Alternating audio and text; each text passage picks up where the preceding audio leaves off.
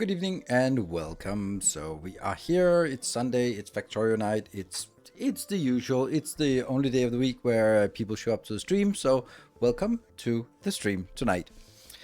I am and thank you, Draco Falcone for the 3 months, Suited for 11 months, Jack for the brand new Prime, and Urchalak for 48 months. Ooh, 4 years. Nice. Yeah. So yeah. I made the schedule for next week, and I was in not a small conundrum or dilemma, not a conundrum, dilemma about what to put on the schedule, because I have 2 days next week. I have Monday, well, I have 3 days, but Sunday is Factorio, so I have Monday and Thursday that I'm streaming next week. So what am I going to put there? So I ended up putting Assassin's Creed Shadows so that we could finish it, or at least have a hope of finishing it, because I kind of feel like we put so many hours into it that it would be kind of feel bad if we didn't go for the end and just wrapped it up nicely. However, it is not as... It's not because it's not as good anymore. I really enjoy it, but it has outlived its time on the channel by a long shot. It is not a popular game, and I also kind of worn out with it as the streaming content. And there is actually something else that I would really love to play. Ulutsath. So thank you for the 5 months, and Benjaminson, thank you for the 6 months. Yeah, so I really wanted to play Blueprints, and I was kind of thinking like, oh, that would be cool to play that. But Erudian, thank you for the 29 months. Hey, a legitimate train. Yes, actually a legitimate train. It's already more subs today than funny how than the whole last week. And that's also the point, is that I can't keep streaming things that I want to do because it just doesn't make sense. I have to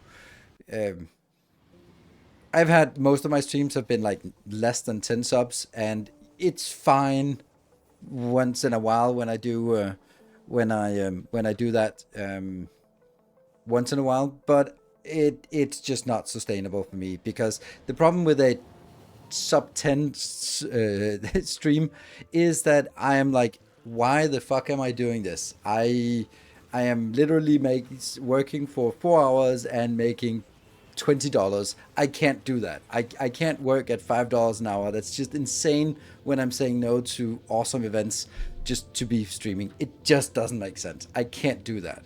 So it just doesn't make sense. Like, I don't think any sane person would work for $5 an hour, and especially not sort of over a full month. And that's basically what I've been doing. So as much as I like playing Assassin's Creed, it has completely tanked the streaming side of things, which I can't afford to do. I can afford to do that just for 2, 3, 4 streams and then move on. But yeah, it sucks. And Draco Falcone, thank you for the 10 gift subs. So it's just one of those things where, yeah, sure, I do these kind of things because I want to not be a slave to the metrics. But I can also just not be completely blind to the fact that it also has to make sense. And if there's such a difference between a popular game and a not popular game. DNKTRL, thank you for the 7 months. So, May is expected to be much busier. It's much busier, but in all respects it's much busier, because I also have much more things going on in real life, because now it's both the season where it's nice to be outside. It's also the season where the big events are starting to come to be there. It's also the time when bigger releases are coming out. So it's just going to be an absolutely nightmarish month of May. June maybe as well, and then probably be quiet in July and August, but then it'll catch up again. So as a full-time stream, there's a fine balance between play what you really love and play what brings in the venue. Bonus if what you play falls in both categories. Yes, that's sometimes it does, sometimes it doesn't. And I have been because I've been doing this for six and a something years full-time as my sole source of income. So it is the only reason I am not at all feeling burned out is because I take the days off, I choose to do what I want, and then I have random streams here and there that are just outsized awesome. And it obviously the Factorio launch was amazing, but there will only be one Factorio Space Age launch ever, and I got all I could out of that. And it's no more satisfactory either. There's a little bit of Dyson Sphere, but you know, there has to be something out there on the horizon that's going to be the next big thing that's going to be carrying for a few months, so I can also do like side projects and silly things as I want that as well. So that's kind of the situation I'm in right now, and why it was so difficult. I'm not saying that playing Blueprints, a puzzle game, would be super popular or anything like that. It really wouldn't be, but it's like we're really struggling to keep 100 viewers around in when I'm playing Assassin's Creed, which is just not sustainable. I think. Oh, and now the hype, and oh yeah, also hype trains are just completely dead. Not even a Factorio stream could get a hype train. So there's something that's amiss. I need to build up the hype, and I'm kind of thinking like, does that mean like I should do some events or something like that, which is just something I don't really want to feel forced to do. And there are like tons of events and stuff. So what about the big Captain of Industry update? Captain of Industry is an amazing game, and I love it. And there are also a large subset of this community that also love it. But there are no one outside of the people. There is not a single person who starts playing factory games because of Captain Industry. It is in a Venn diagram. It is a circle that's enclosed within the factory genre, completely encircled. That means it's not going to bring new subscribers to the channel. It's not going to bring anything in. So it's not going to be anything. And the hype train is dead again. So, yes, exactly. That was... Thank you, Draco Falcone, for giving it a shot. And maybe later on. Good evening, Summergot. Good to see you. And, yeah, so if... yeah. Now I'm just going to put it out there. If you are sitting on a subscription, just wait until there's a hype train going, because then there's at least a chance that it'll get somewhere. Do a Factorio MVP run with the community, that's for sure. Yeah, I don't love it. Yeah, I know. Thank you, Fennec, for the /S. Yeah.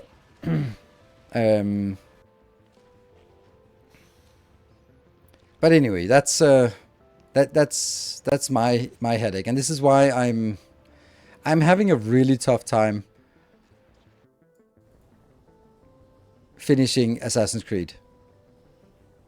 I'm having a tough time, not because I don't enjoy it. I do still enjoy it a bit, and I particularly enjoy it because I want to sort of feel the sense of completeness of just not abandoning it when we're like 80-90% through or something, at least with the main quest. But I think that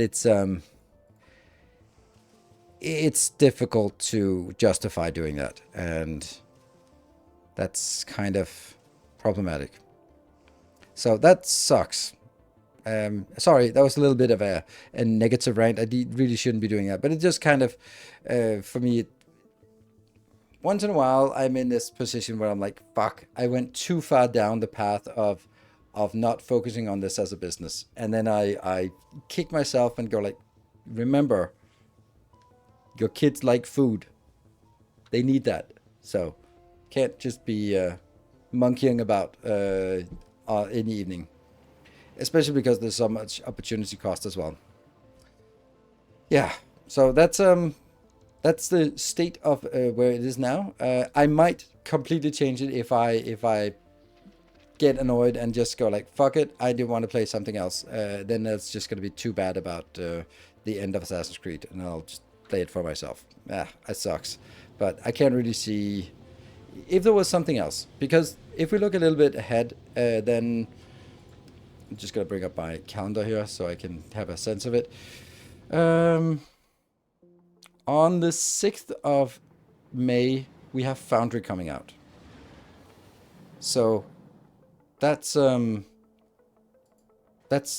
definitely a thing we want to do. Oh, what the hell? There. Yeah. So on 6th of May, that's Foundry. So we'll play Foundry during that week, and then just a couple of times, I guess. It'll be like Wednesday, Thursday. Yeah. Or maybe Saturday. And then next week, the 14th, will be the launch of Captain of Industry and then that will be the main game on the channel for a good while. And then we'll see what else comes out. Which also unfortunately means that I can't find a space for blueprints, which is something I really like, right? AC and puzzle games are fun as a player, and we see your fun when playing those, but they kind of hurt your interaction with us. At least the puzzles. Yeah, puzzles, absolutely. You're right. Yeah, so first time chatter. D35. That's awful advice. Welcome to the channel. I'm going to just berate you here and say that's awful advice. There are so many streamers streaming for 0 to 1 viewer, 1 being the Nightbot viewer, who are following what you enjoy. You can stream all you want for enjoyment, but that doesn't work. You have to have a balance between enjoyment and, like, I have a Venn diagram where it says stuff I enjoy, stuff I'm good at, stuff that's profitable. I have to have at least 2 of those. And if it's only one of them, it's not good enough. But if it's something I enjoy and it's profitable but not popular, or I'm not good at, or that not profitable but popular, I think popular is better, because popular can sort of be the metric of sort of also profitable. But if it's sometimes there's something that's I'm enjoying it and I'm good at it, like Darkest Dungeon, but it's not popular. But I'll play it anyway because it's, both. Or sometimes there's something that's popular and I'm good at it, but I don't enjoy it, like playing Satisfactory. I could play Satisfactory now and I wouldn't enjoy it, but it would probably bring some views in. So, yeah, when is Elden Ring coming out? That's in June, which is also going to be, like, again, a nightmarish game that is not going to be... It's Night Rain, Elden Ring Night Rain. I'm going to play it a little bit, but I'm not going to play it very much because, again, it's not something that fits on the channel. As much as I'd love it, it doesn't work. Boxing match with Mike Tyson like the other streamer. Yeah, I mean, sure. Let me check my calendar to see if that's available. We're through a few of the Assassin's Creed releases, but I have never finished any of them. Yeah, I mean, I love it. Did you ever do Tectonica? Yes, I played Tectonica, and it's not a great factory game. It's a fun building game and base building game, but it's not a good factory game, and therefore it's sort of kind of you kind of get stuck with it when you start trying to turn it into a factory game and just realize that you're really just trying to fit the square peg into the round hole. It just doesn't fit. For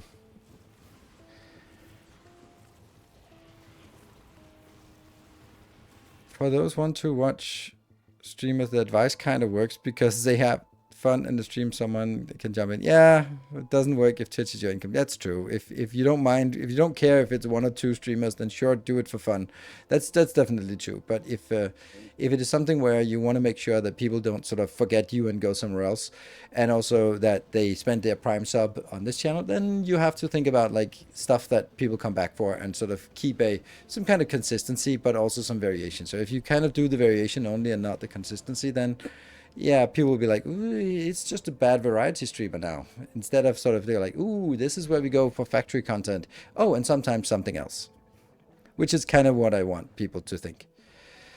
With your dislike for modded runs, how many other Factorio series will you have before trying out modded planets for Space Age? No way it will be before finishing masterclasses and based on the book, but I wonder what's next. I don't know. It's going to be, you're talking like at least a year out in the future. I don't know. I can't see a year into the future. I can barely see 2 months into the future. So asking me what I'm going to play in a year plus from now is a little bit, no, it's completely irrelevant, to be perfectly honest. Yeah.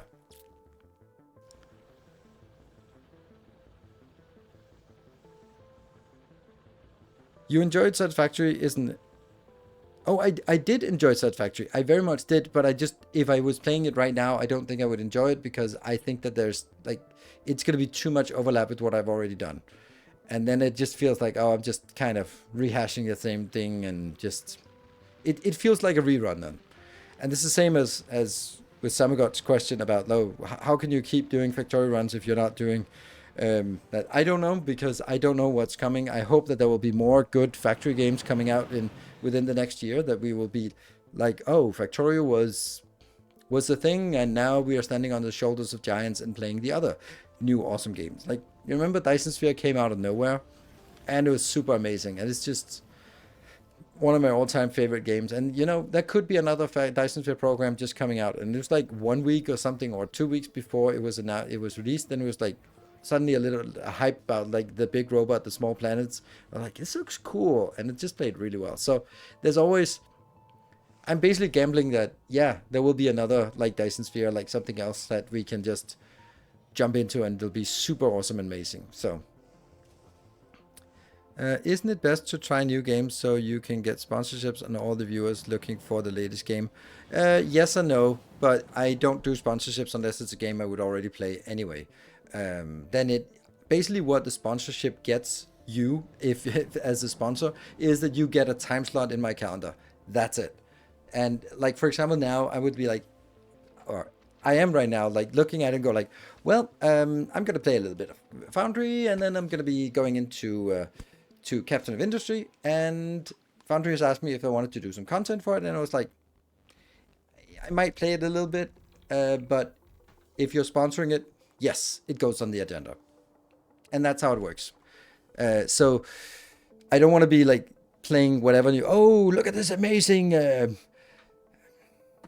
tower defense meets MMO. I mean, everything is a tower defense. I get like 10 emails a day about tower defense games. Like, why? Who the fuck are playing those, right? So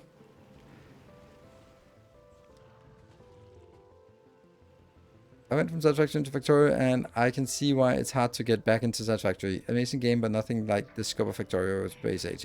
Yes, but it's also a different experience. It's not really because it's not as good of a game. It's as good of a game. It's just a different game. It's just that I don't think I could do anything different if I was to play it again. Not sufficiently different. Do you find something like everything on Novice or Space Age without space interesting at all? No, not really. Not the reason why is because Factorio is. I'd like to make things in Factorio and in other games that other people can use. If I make some weird scenario for myself, then it is less applicable for everyone else. Therefore, like blueprints and save games are not very valuable, and they're not interesting for people to use, because I play some weird what is it called? Ribbon World, not Rim World, Ribbon World, or something like that, or some weird extra planet, or some Pyanodon or something. I'm like, yeah, the two people who play Pyanodon, they already have all the blueprints they need. They don't need mine, or they don't need and people can't follow it anyway. So that's why I'm like, I think it makes sense if you're a speedrunner to do like, oh, Space Age without space, or like do speedruns, because you play so fast that you can easily get to get to the core of it, and a challenge run is not going to be like, oh, I just committed 2 months of game time for a challenge run that I'm not really finding interesting because it's just frustrating. So that's why. So and I'm not saying never. I'm just saying this is not what I'm feeling for. I'd much rather feeling for something else. And I think that there are a lot of games coming out, and I think a recent game that's actually a good candidate of what I could do and what I think I can do quite well is Microtopia. Microtopia was just like, I would have missed that game. And again, it came in with a sponsorship, so I gave it a shot, and it actually turned out that there were some really cool mechanics and some depth to it that I was really enjoying. So dove deeper into it and actually made 5 videos. They performed really well. There was some good YouTube, Twitch content as well. It's like, I like to do those kind of games. If I could get a game like that every month, where we can just like make 5 videos, have fun, dive into it, sort of understand it, learn it, show it for you, and then move on to the next. I love that.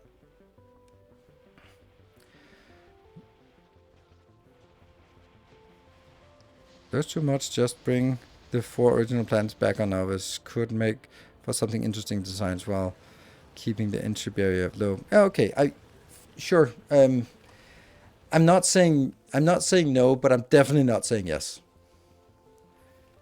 it's not something I could see when it would fit into my calendar. It would be at least a year from now, and I don't know what the hell's gonna happen in a year from now.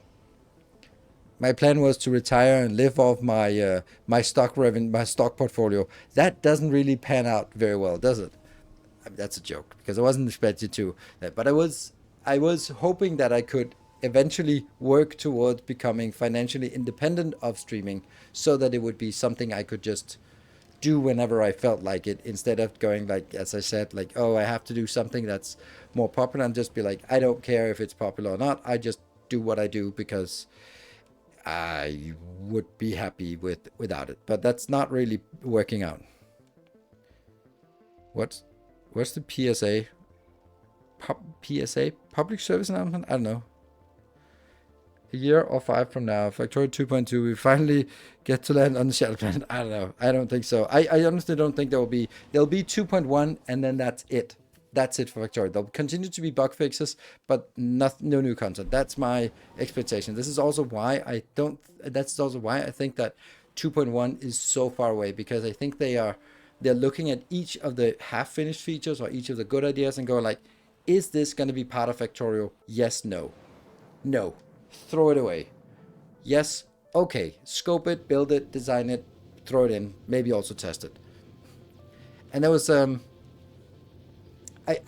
this is my thought. I have nothing to base it on, but well, I might base it on the fact that Kovac says he doesn't want to do Factorio anymore. That's a pretty good indicator that we're not going to see a 3.0, which is a gigantic shame because it would be awesome. But yeah. So I think that 2.1 will be basically the end of Factorio. And then we can play there and it'll be fun, and then mods will carry on the rest. Maybe it'll be open sourced and it'll be taken over by some community group or something like that. And that might be good or it might be weird. So been building that game for a long time. Makes sense they want to do something else. Yeah, sure. But you also have to think like, it is a studio that's built on Factorio. It's not a studio that was like, hey, let's build a game. We built Goat Simulator. Let's do another game. Should we do a factory game? Yeah, sure. Like, it's not that. It's like, do you want to work here? Means that you want to work on Factorio. So them going like, yay, let's do an MMO. There is a fair chance that a lot of the people who are in love with Factorio and joined because they're in love with Factorio would be like, you know, I don't really give a shit about a World of Warcraft clone. There is a fair chance that that's the case, right? So, have you ever tried the Ultra Cube? I don't play overhaul mods. I have no interest in it. They are awful. Same problem as overhaul mods. It's an overhaul mods. So no, don't play it.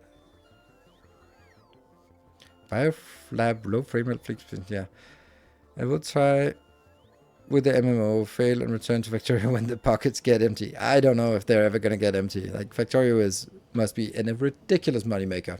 So, who was anything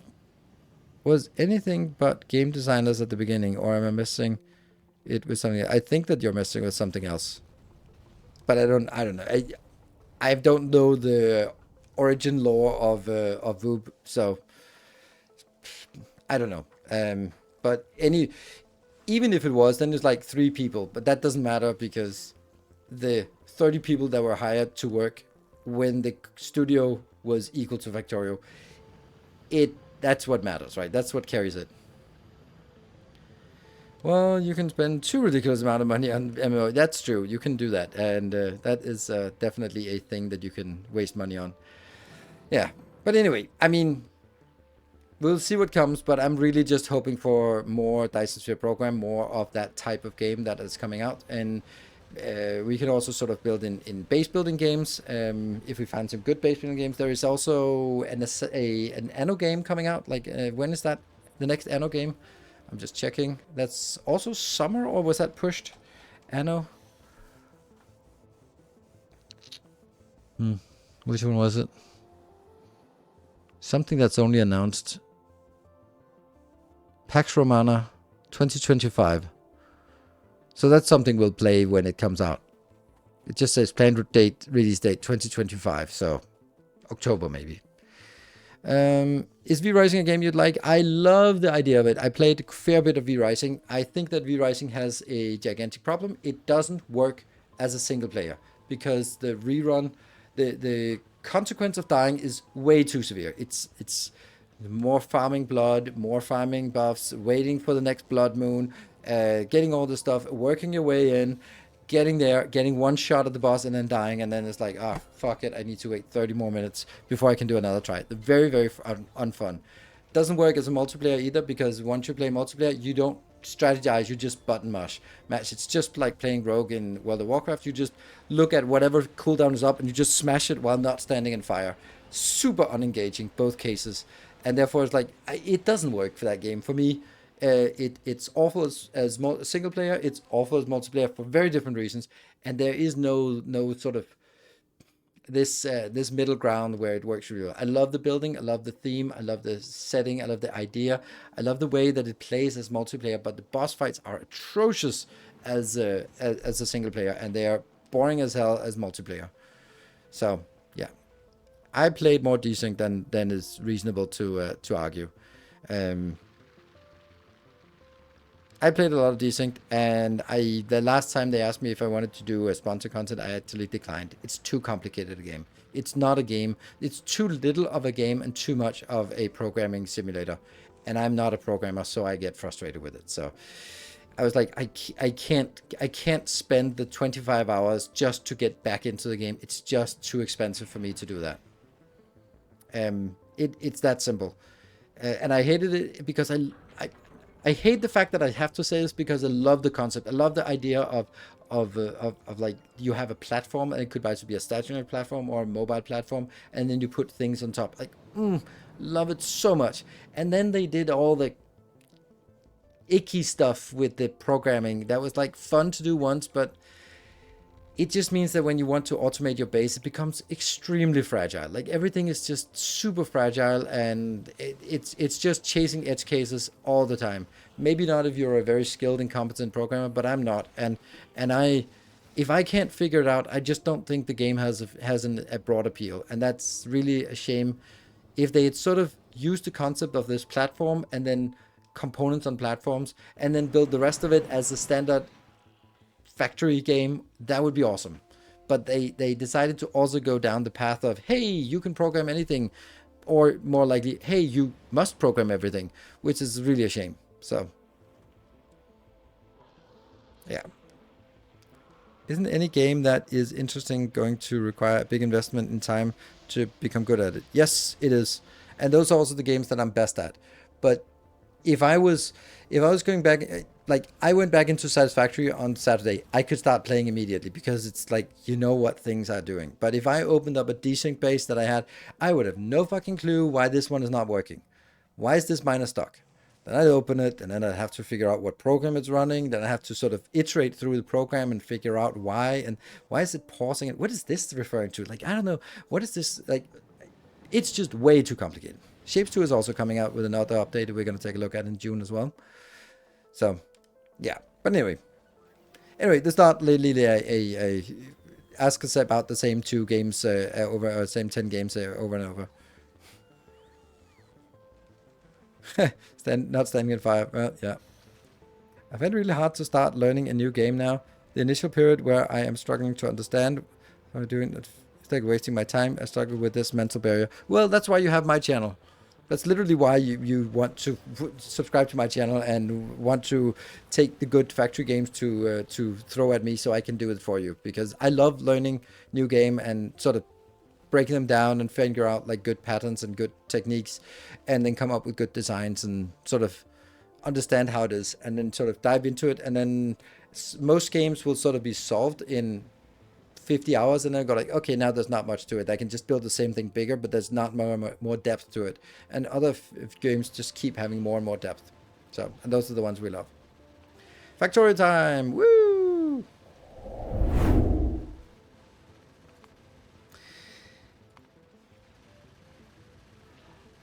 I think this is the one. Yeah, that's the latest one.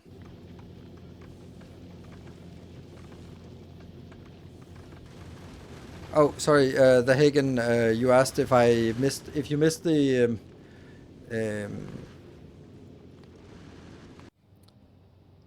If you asked if you missed the story that I teased yesterday, yes, you did, because I decided not to tell it because it doesn't fit with the stream. Unfortunately, it's it's too different from what we do here for the Factorio content, which is another thing that's causing me endless headaches. This looks off, doesn't it? But it's not. But it looks off.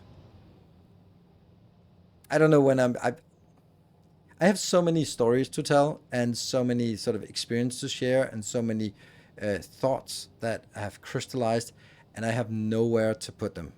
Like I talk a lot to friends, and I get a lot of wow, that's a really interesting way of looking at it. Like, oh, that's fascinating, and I'm like, I really like the content creator in me is like, yeah, I need to create content, but yeah,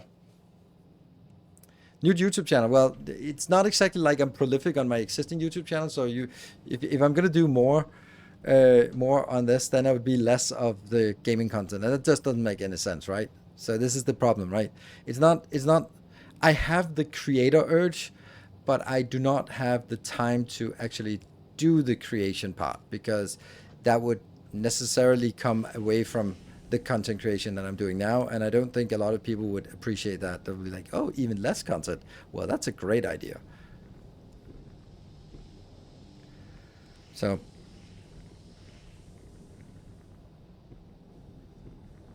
so I built this website with today's sponsor, Squarespace. I don't know where that's coming from. And it's called Square VPN. Nord Space. Anyway, this thing doesn't work. Why was it didn't work? There was something we were missing here that, oh yeah, it's not grabbing fast enough. A story to share, yeah. And for anyone who's sort of like not really getting the gist of it, it's all the stuff that I do that's not gaming related, and that is yeah, let's not mince words. It's kink related, and that's not really a thing that works very well to combine with. It's sexology related, it's kink related, it's sort of lifestyle related, and doesn't really mesh very well with gaming content. So that's why I'm sort of having a difficult time sort of finding the time and space for it. Or yeah, this doesn't work either.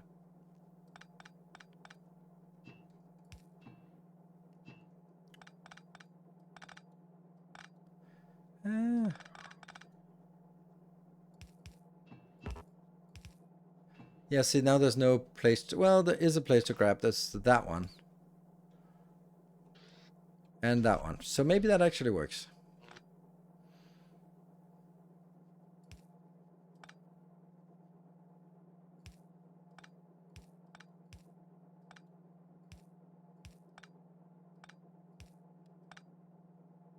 There. So what we're doing now, I just started designing just to get into it, right?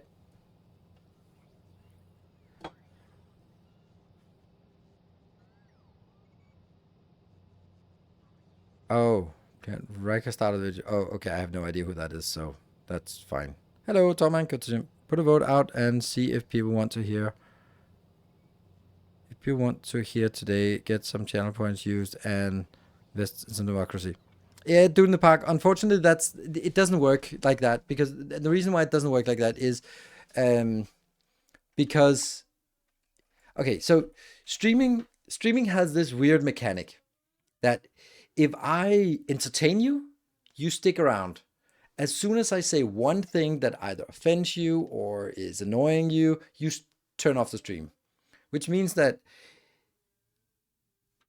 doing something positive will keep people, doing something negative will immediately kill the connection. And you can't do something negative and then do something positive because people have left. So if I do something that might be offensive, people leave, and they might never come back, or they might come back in 2 months when they've sort of forgotten why they stopped watching. And that's not worth it. This is why I saw that. And that's how it works with streaming and also YouTube. Like, we all know the YouTube channels that you watched, and then they gradually sort of fell off. But there was this moment. There was this moment when you clicked unsubscribe, don't recommend channel, and you've never thought about them again. There was this moment. There's always this moment, right? I mean, not always, but there's sometimes where they go like, no, this is no longer a channel for me. Let me get the fuck out of here. And I think that a key part of being a successful streamer is not giving too many of those moments. This is also why stuff like political stuff is really damning on a channel, because it'll push people off so fast, and they'll go like, as soon as you start voicing your political opinions, then people will just be like, oh nope, I'm not coming here for a political channel, or a, I don't know, sex advice channel, or a relationship advice channel. I'm here for high quality Factorio content, which is very reasonable for you to be here for that reason. So I can't just do a vote and then some of the whales will be winning the vote, and then I scare off a lot of new people. So it has to be somewhere else. It's something I've trust me, I've thought about it. I've tried it.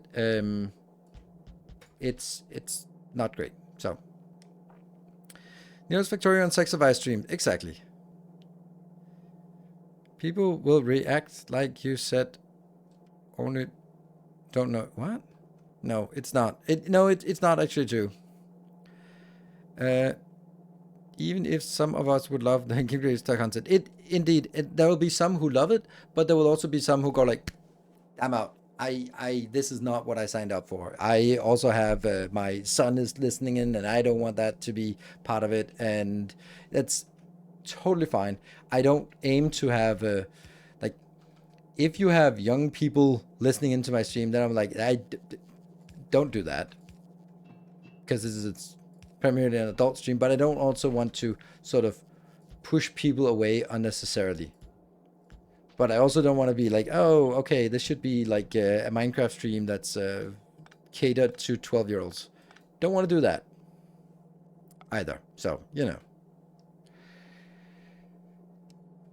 So I'd love to have a second channel, and I'd love to sort of talk about something here on stream and go like, actually, did you see my latest video? You should check it out on my second channel. Like, I'd love to sort of use this channel also to guide people over to my other content if I had that other content, but that's not where we are right now.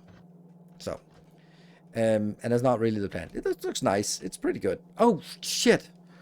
This is why I shouldn't be designing just and talking, because I can barely do one thing properly. Where the hell are the beacons? I can't do this. Why could I not do this with beacons though? What the hell's wrong? Like, this is missing beacons. I want to build like a small. I've decided this size, but with beacons.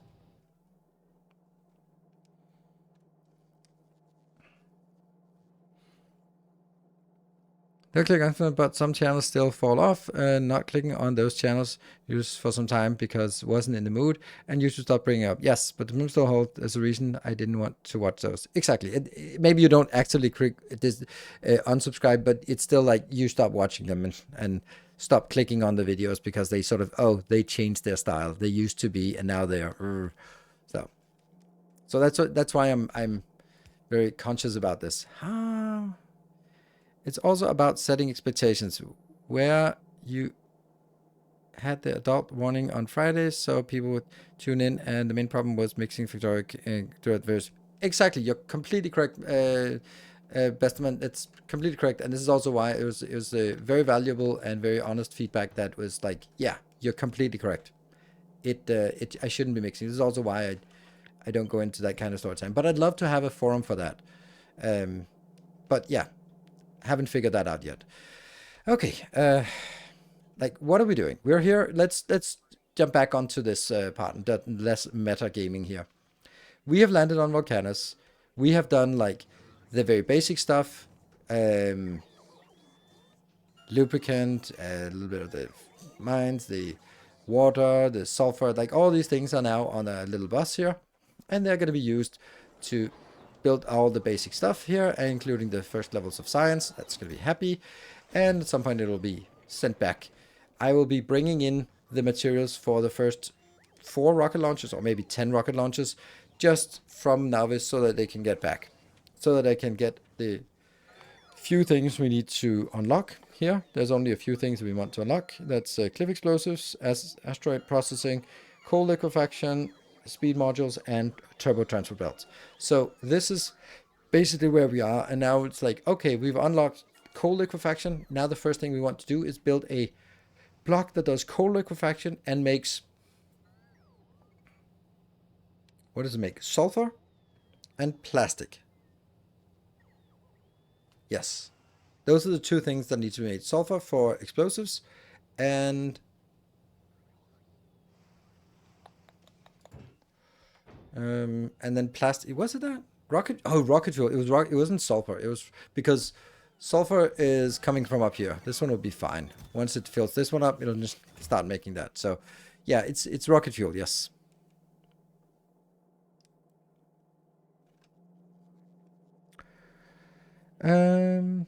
Not belts though. It's behind purple signs, so you need full rocket automation before that. Yeah, but wasn't there something about this? Like it's not that expensive. It might be something we do like this. Because this is easy to just have running and then just build enough and then we can get beacons and we can get the blue belts. So we should be... The reason why I do this is because I don't want to design purple science with the red belts and then the first thing that happens after we get the purple science hold back is that we upgrade it.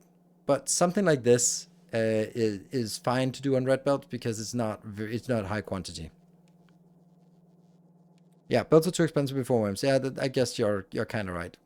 But we can easily take out a few worms. That's not a problem. So we do get access to the first location here. It's just going to be like nightmarish to find a way home with this, but that's another matter. What we need to do is start getting a cold liquefaction going so that we can say we have, yeah, I think the sequence is cold liquefaction for plastic and rocket fuel. That means we now have one of the ingredients we need to get home. Plastic goes into low density structures, which means we now have two of the items that need to go home. Plastic also goes into red circuits, which means we can now make blue circuits. That is the third thing we needed. And that will be the first thing. We make some small factories for like a city block sized factory for rocket fuel and plastic, a city block sized for probably combine it up here, where we will also make low density structures and blue circuits once the other one is made. Because then we sort of have, okay, now we can automate the transport back and forth. We are self-sustaining on rocket launches. Good. Now we can then start building dedicated city blocks for each of the sciences. That's my idea then. That's kind of the sequence of what I think will be on happening on Volcanus. First landing, get some power, get the basic necessities, get the hub, get the science, get the rockets, get it back, unlock the tech, get some cliff explosives, so we sort of can free up more space. And then with more free space, then we are sort of like, okay, now we can expand and just put city blocks down as we want. First city block we'll start adding is this one we're designing now. Envy your giant coal patch. Yeah, well, it's a little bit in the way, but it's nice to have one. So,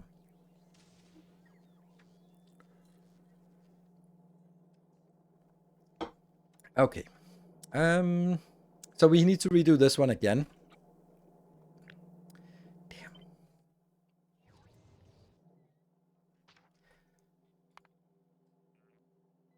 I don't know if there's a better way to delete these. Oh, like that. Okay, that also worked. Huh. Surprise, surprise.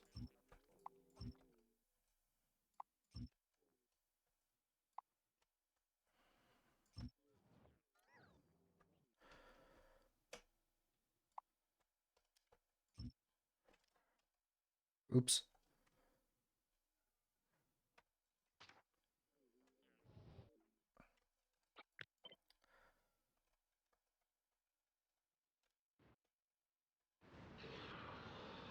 Is that the one? That's the one.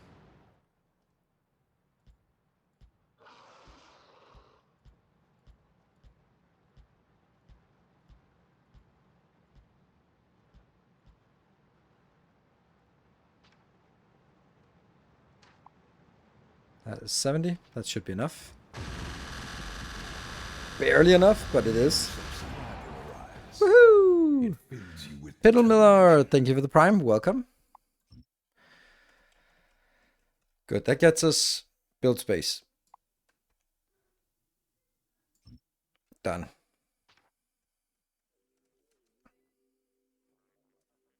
And then we can get some. There. Sweet.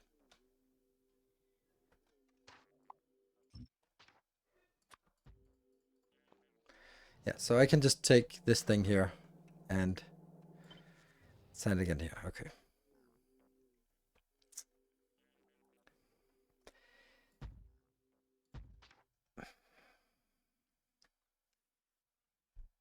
Oh, I lost absorb open? Yeah, I did. It sucks. Well, using cargo wagons for max throughput on landing pads. Good stuff. Thank you. Okay, now I'm going to try something else. Maybe the idea is better to do this way. Like these are going up like that. Could that be a thing? Perhaps? Nope, it's not. Because I would need to go like this and then blah, they connect. So no. But kind of. I could shift them off by one. Don't even say that. You.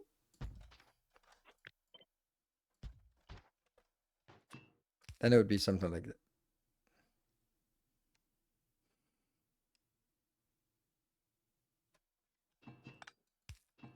Even then it doesn't work. Max distance. And the beacon.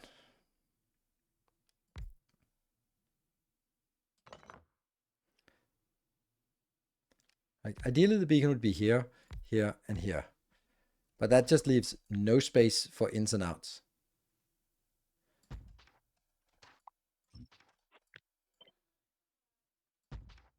It's still connecting. Okay, let's think of something like this.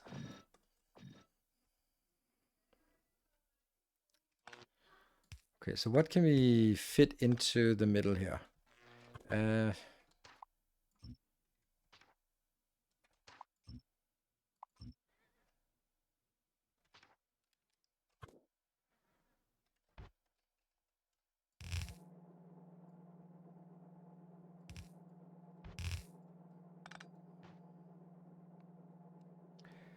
Put it all in one pipe and filter it with pumps. Nope, I'm not going to do that.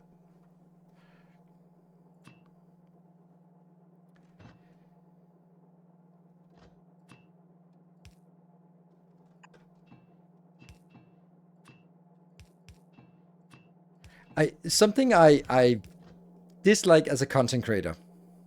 Many things. But one thing is I notice I discover something, or we discover something collectively, and then it's like, no, that's stupid. Oh my God, I'm not gonna do that. I'll never do that. And then a month later, some other content creator does the same thing, or 3 months later, or maybe in 6 months later, or maybe in 5 years later, some content creator does that, and then my stream is flooded with people like, oh my God, did you watch that guy? He did this thing. It's like, yes, you know, that thing that we did and decided that was really stupid, so let's not ever go there. And I'm like,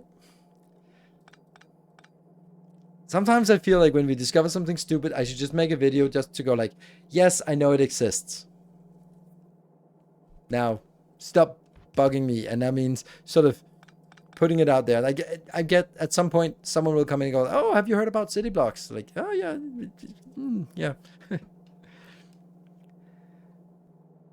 Can you get away with red inserters? No, I cannot get away with red inserters. That was the whole point of this one. This one is, it's way too slow for red inserters.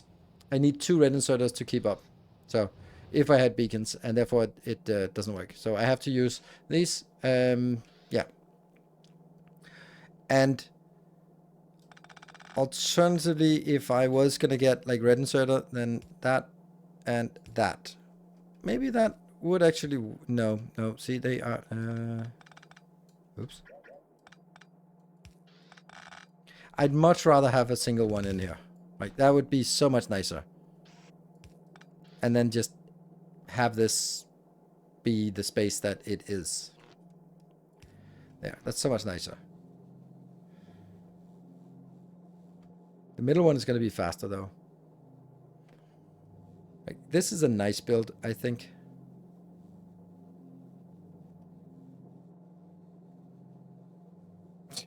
It reacts to Reddit.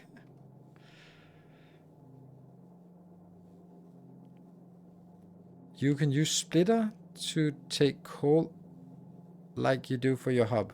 Yeah, I can. Not in this pattern though. Because then it would have to be here and then it can't underneath it. But I could do it like that if I was really insistent on it. But I can also do two cobalts. But this one is working if this is fast enough. And I actually like it because it's a nice symmetry to it. I just kind of dislike having the having this on the outside. I'd much rather have that on the inside. Yeah. But I guess there's nothing we can do about it.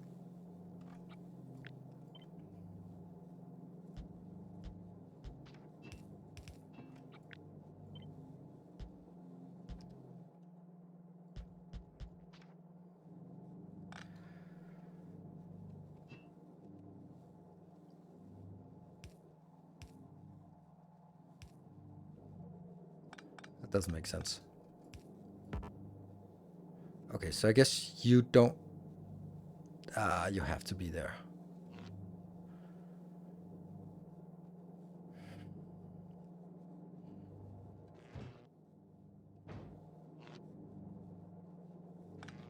So I move you up one, then it doesn't affect these. And I need a middle one. Schadenfreude, thank you for the 7 months. Welcome home. Pulse Knight's above the beacon. Above below the beacon, yeah.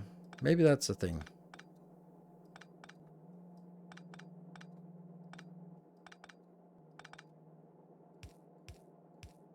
It's a different look. Because it looks nice. Guess we can do that. There's no way that they can get closer than this.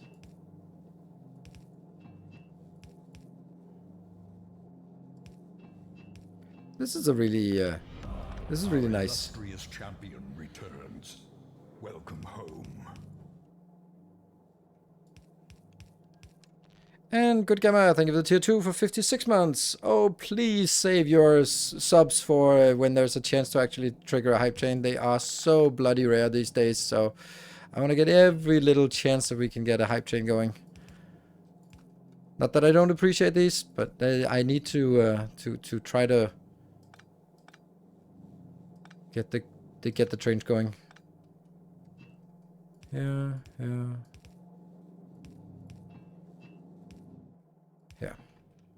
I don't like this. Like it I'm sure it works and all, but 24. So it's less than a full belt, and each of these, this one is the fastest, needs 4.5. That's more than 2 red ones, isn't it? Well, I guess we'll try.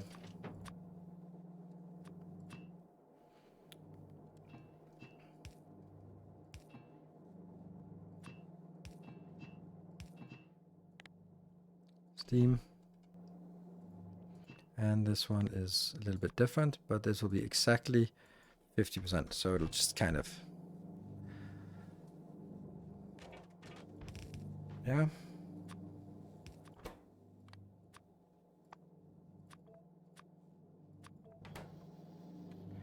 This power grid now included for the 50-50 looks neat.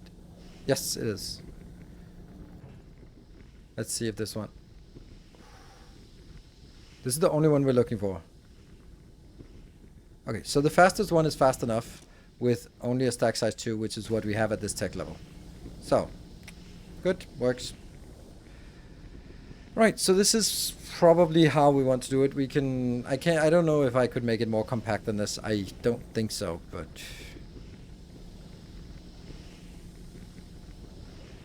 I guess I could sort of take this here and then go like from there and then go up here and then merge it into that line here. Would that do anything? No, not really. It wouldn't get us better. It would just get more complicated. Okay, so what does this give us? This gives us some mediocre amounts of things.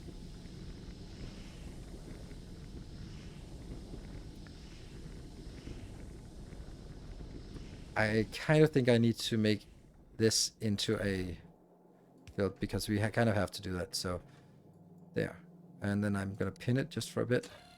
So we're going to get inbound U minus 124. We think this is the right number. And this one minus 25. There is one argument that could it be a little bit bigger?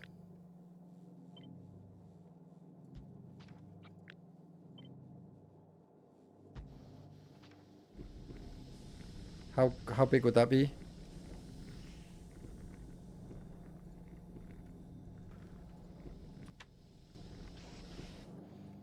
That would kind of argue why these would be here instead, but would that be... No, because then this would be less... Let me try that. Here, here, and here. What would that require now? It's very close to a full belt. But now I also just made it bigger and not really much better.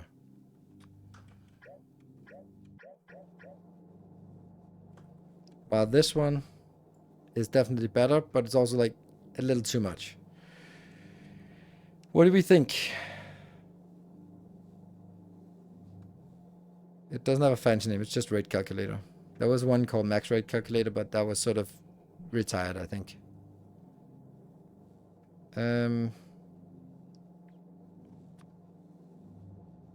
think a couple of uncommon speed. Like uncommon these. Like this. That would also be... Wow. It goes so quickly.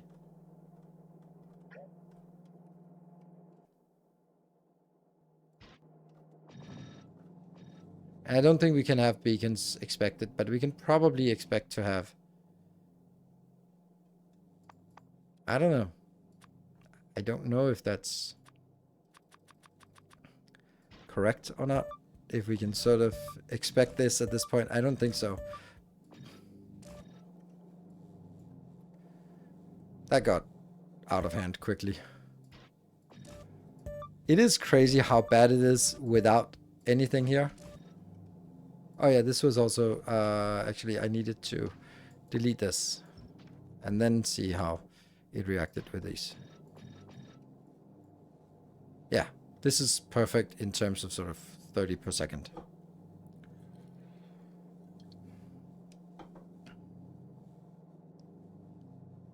Greenbelt is not far off. Greenbelt is incredibly far off. Like ridiculously far off at this point. So no, I can't design it. It has to be designed for 30 per second, not 60 per second. It is very far off. So we'll do something like this, and I don't know if we'll get this. Greenbelts are really expensive, and they need a lot of setup. And I'm not going to build like a hacked setup just to get that. And then, like, if I wanted a green belt, I could just bring 2 red belts in. It would be so much faster and so much easier. So it's about, like, I scale this because I also need a lot of other stuff inside the city block. So I feel that this is kind of what I can expect to have room for. Like everything else is like, oh, everything in this game is like, oh, but you could just wait a little bit and then make it better. Yes, but then we're never going to get anything done. So at some point you have to build something at the tech level you have in order to tech up. And this is where I've decided rocket fuel, plastic, yes. And then we can always scale it up afterwards. Cool. So this one is producing something. Should I use this as a benchmark? I guess I will. Let's use this as a benchmark and then just kind of build it without and then talk our way through it. 149. It's also like close to 150 and this is minus 30. There you go. And then we sort of look at the outputs for this. This is, I don't even know. 30, 35 and 70. And then that gets a little bit difficult. That is 30. Yeah, I have to do the net here 228. Otherwise, I'd have to do it as a new group. So this is the basic premise. And then the next one will be, okay, so now we have to convert all the heavy oil into light oil.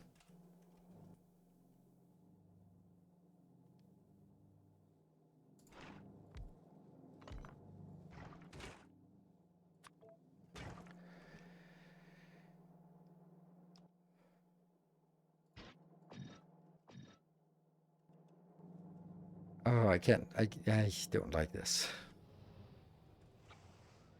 Really dislike that I've now forced myself into using those modules. I really dislike it.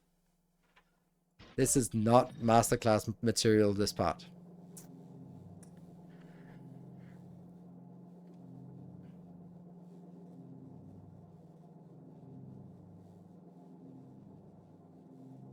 I use 25 colon. I think so. I think it bothers me too much.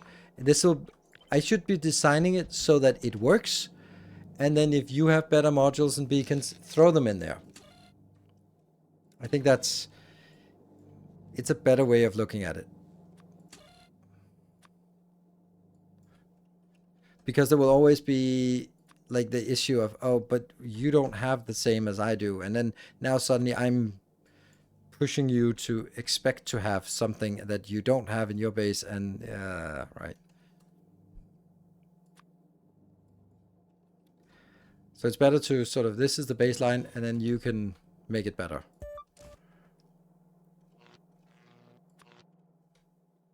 There, that gets that one a little bit easier.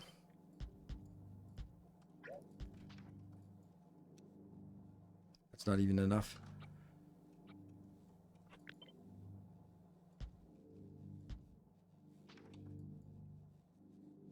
$192, that's exactly enough. We just want the ratios here. Okay, so that this one goes in as well.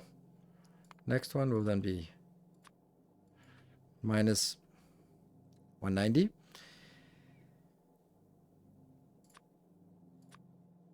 Minus 144. It'll not be 144.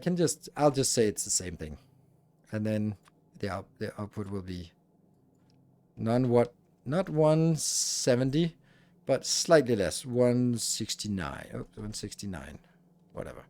That'll be like almost. And then we can always just hover on this and get it. Yeah, that was a negative number, of course. There.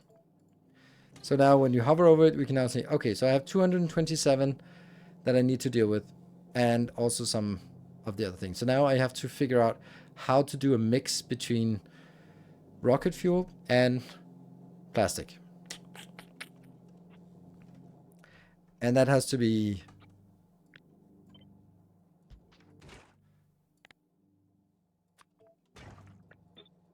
this is way too much.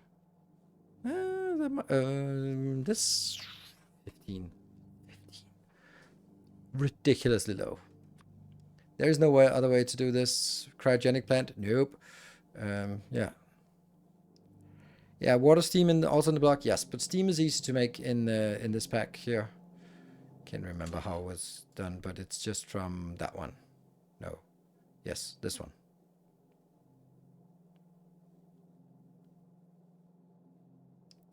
No. That one, of course. Yeah, sulfur and calcite, and then we get monstrous amount of steam. So steam is completely easy and free to do. I mean, it would be cool if you use 5 core per second, so the entire belt uses 30. Yes. Correct. I don't think that's particularly important. I don't mind bringing 2 belts in. I'm just looking at this 128 and kind of feeling that's a little bit underwhelming. We just have to figure out what the right numbers are for this. Because this will then have to be something else. These are here. And then we need to do some self-balancing. 16. And then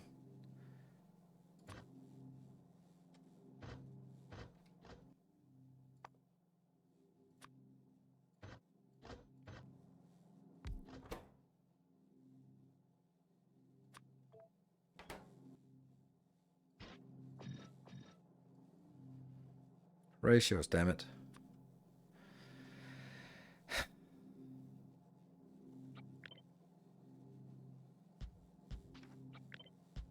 Does that look like this? No, that was completely off.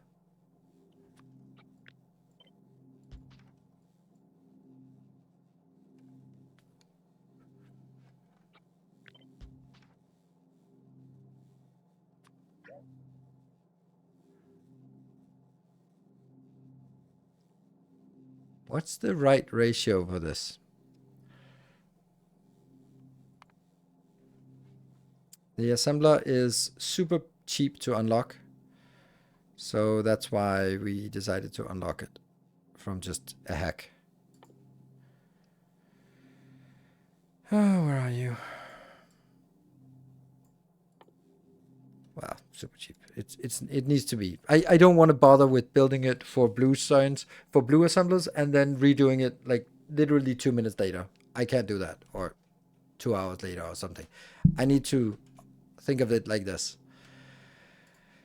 This one is also like 53. Okay, so this is not actually that much. I need to take a break here, and then we'll get looking at this. 9 kids are gone to bed, so I need to go check on them. Be back in 2 minutes. See you in a bit. There.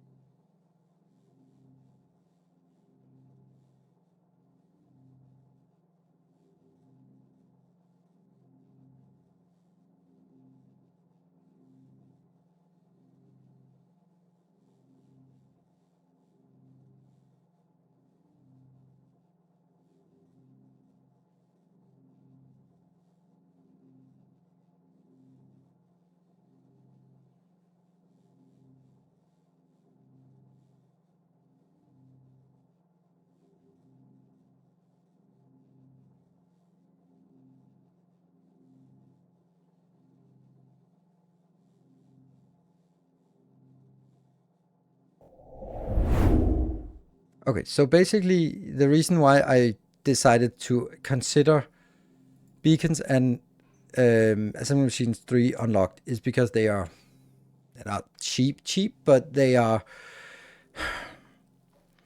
It's something that once we have this, the only upgrade from here is better quality. But the design structure, the buildings are the same. It's just you can put better modules, better beacons, better assemblers, better everything in terms of quality. But the overall design is the same. And I think that's very valuable. If I had to do this without beacons, then as soon as I had the beacons, this whole design would be completely invalidated. If I had to do it without this, then I'd have to sort of do I either design it for blue, and then that means that I overbuild it, and then I have to tear it down when I get the yellow ones, or do I design it for yellow ones, and then the whole thing is just limping along because it can't produce what it should because I'm kind of scaling it for yellow. So I've decided to do it this way, where I'm like, okay, I'm assuming these 2 are built because we'll just make a little hack, and then we get these 2 which means we can actually spend some time on doing a good design for it, or proper design at least. Right. So the idea here is, if we look at all of this, then we okay, Okay, there's a minuscule amount of this, and there's way too much of that, and there's something here. So this would also require, of course, some conversions to light oil. How much does each of these convert? 24 to something. So the whole thing here would be like, okay, it's getting a little closer, but we have to sort of figure out. I think I want to first get a proper ratio here. Like, why is this not a good ratio?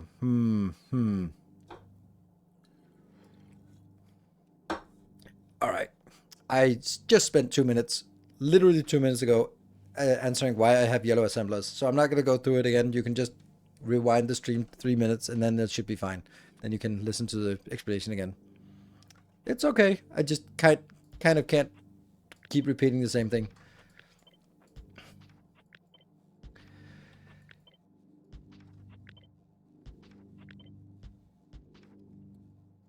This one.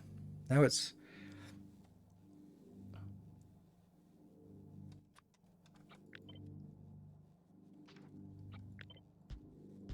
Ta-da! There it is. That's the ratio. This is the one. And that gives us almost 1. That's probably fine.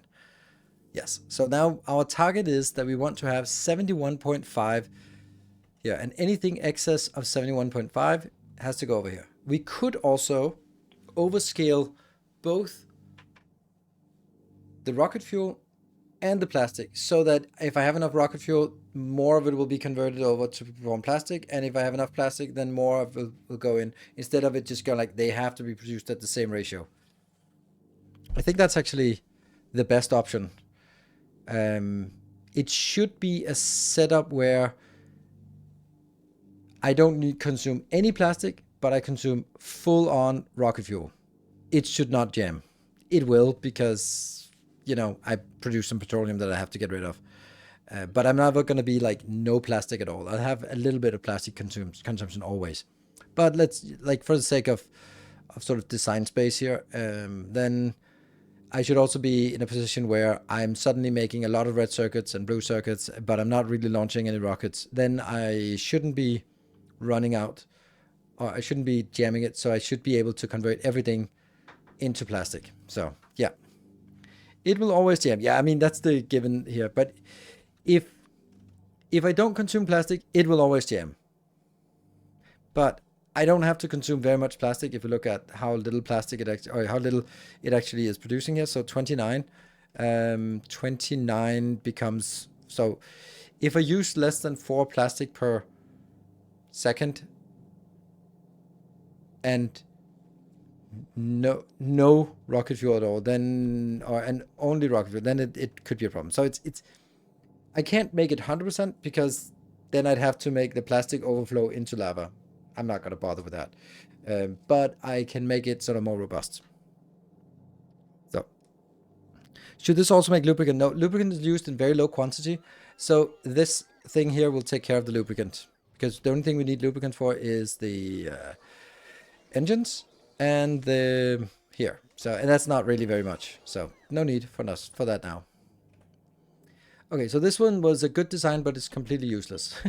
We have to be able to convert all of it. But this is a good ratio, so let's keep that in mind. There.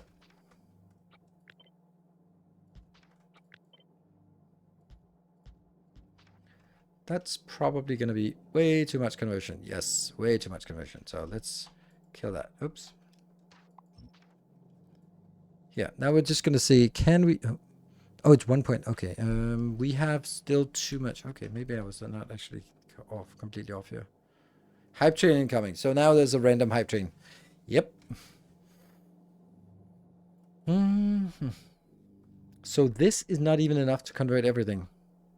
Well, I mean, if you're sitting on a sub or a prime sub or want to gift sub, now's the time, because Twitch decided that now is a great time to hype, which is like exactly 1 hour and 2 minutes, probably since the last one ended. Diamond, thank you for the 31 months. Much appreciated.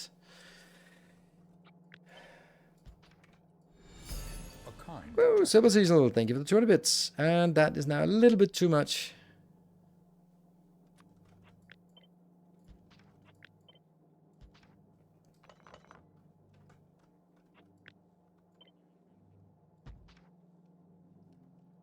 Now that.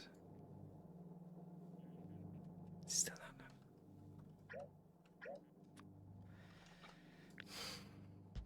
I guess this one will get everything converted. Which gives us 218. Slightly less than 218, so maybe like 210. More shall gather. Archulite, thank you More so much shall for 10 enter gift the subs. fray. Thank you. Oh, 700. Nice. Nice round number on the gift subs. Sweet. Thank you so much. And A new subscriber arrives. Dasmish, thank you for the prime. Welcome. Lodatahan, thank you for the prime for 6 months. And this is not Fess for the 48 months. Returns. Been here longer than 2 years. Absolutely. 4 years. Absolutely. Thank you so much. This is not Fess. And Samagot with the 200 bits. Thank you. It's a level 1. Which one is off by less than 1? This one's off by less than 1% or what? There's a little bit off here, yeah? Wait, are we hyping? Yes, Tallman, we're hyping. A kind gesture. Alright, so now I have to say, if I convert all of this, then I'll get 210 plastic, or this part here. So how much am I actually consuming? This, they will just have to be double, right? Like that, that. Our modest fellowship expands. Praise the sub. That's a little bit too much, but this one, yeah. This is consuming everything, and then it'll be producing almost a full build out. That's really nice. Ooh. Let's see. Executor with a 1 sub and Swamperl. I don't know how that, but Swamp. We'll just be Swamp. Thank you for the 2 months. Welcome back. And Moon with 19 subs completing level 2. Thank you so much. Okay. Okay, so now that's the case, and then the other case is I don't have this. Then we have to see how much light oil do we have. 228 light oil. So we have to be able to consume 220 light oil. That's 3 of these, I guess.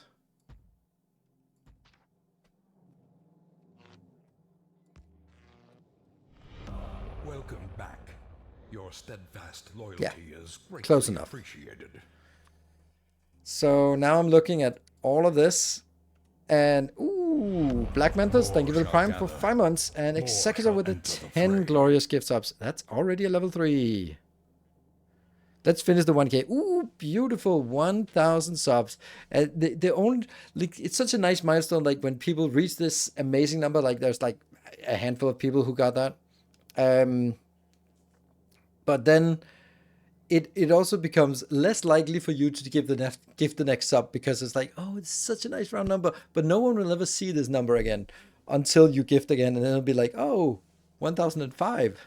Now you got to round it up to 2,000. Match your sub to Alias. Oh, nice. Oh, see, again, this is also a nice milestone, and then it's like, oh, that's it. We won't stop there. No, I hope not. But we got to level 3. Hopefully we won't stop there either. If we get to level 5, then for people who have been around for a while, then we get an extra hour. Mr. Pava, thank you for the 33 months. There is a really easy way to avoid dodging subs, and that is gifting yourself a sub or using a prime. That's a really efficient way. Guaranteed. Yeah, so this one is also like, do we ever need this much? No. So,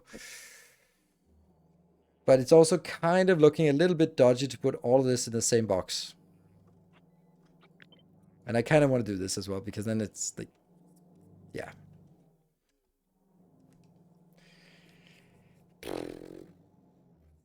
It's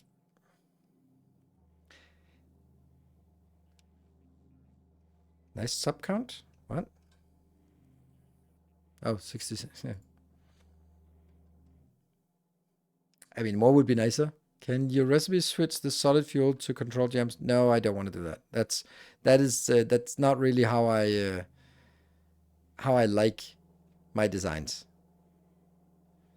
Because then it becomes super fragile, and it's already icky. Yeah, I think I'm going to be doing this way. So this is what I need to fit into one bob. That's going to be a little bit tricky, to say the least. I kind of feel that this is the least awful option.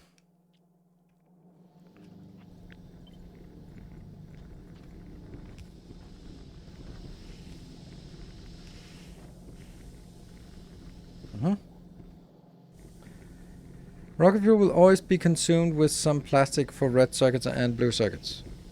Rocket fuel will always be consumed with some plastic. Oh, right, yes. When you're consuming rocket fuel, then you'll always be consuming the only thing that consumes rocket fuel, unless we have trains, is rockets. And rockets will also require blue circuits, and blue circuits will also require some plastic. That's what you meant, and you're completely correct. Okay, so also LDS, yes. Also LDS will consume plastic. Right, so we are at 6%, and as we've said, if we can get to next level again, then we get extra hour. We are at level 3, so with a little bit more than a minute left, so if anyone wants to jump on in, then now is a good time.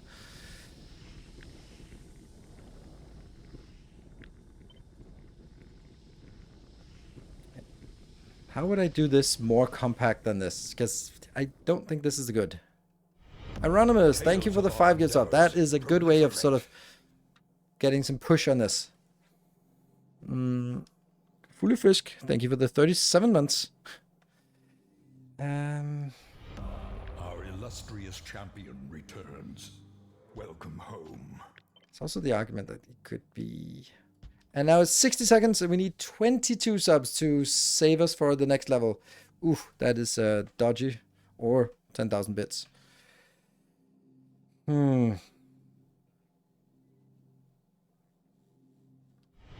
And Sucks, thank you for the 5 more gift subs. Alright, we're getting closer, but there's only 30 seconds left. Oh, it's down. The Hagen, thank you for the tier 2 for 10 months. Oh, it's down to the wire, like 15 subs or something. The DSIM, thank you for the 40 months, 4 metric years. Oh, and it looks like the train is dying, so not today. Not today, it looks like. Welcome home. Just let it fall off.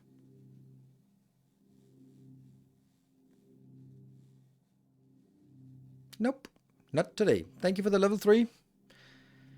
Thank you, Moon, for... and yeah.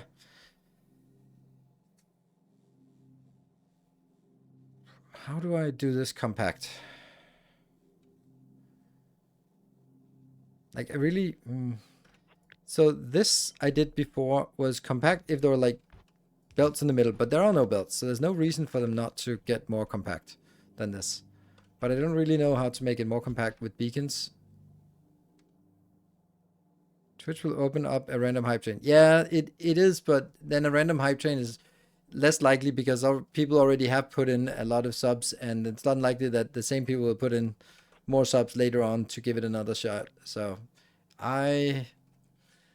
this was the one that was gonna make it today. So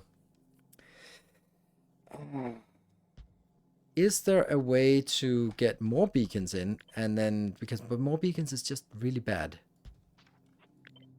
It's just very, very unlikely that it works. It works out like that, just based on experience.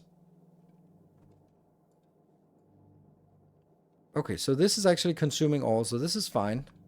That one consumes all, and this one, yeah.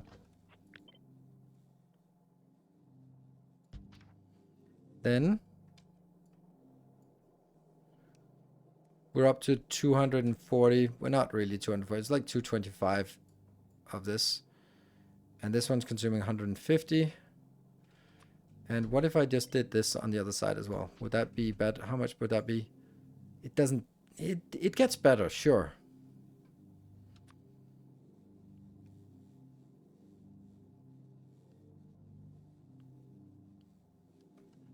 Kind of thinking, would this be enough so that I could get another one in here? It would still be enough to get that out. What if I do that one? It has to be 190. So this is actually fine. And what about this? 230. That's actually enough.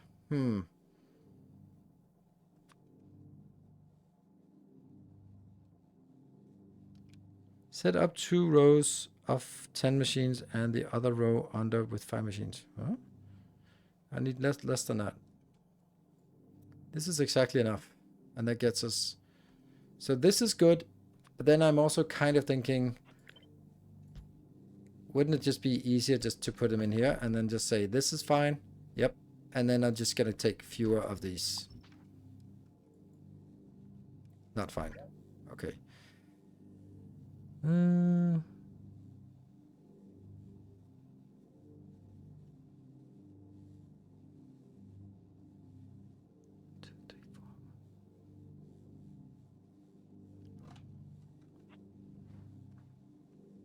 Could this get better coverage? This is 2 beacons, 2 beacons, 3 beacons, 3 beacons, 2 beacons. Feels like this could be better. No, it can't.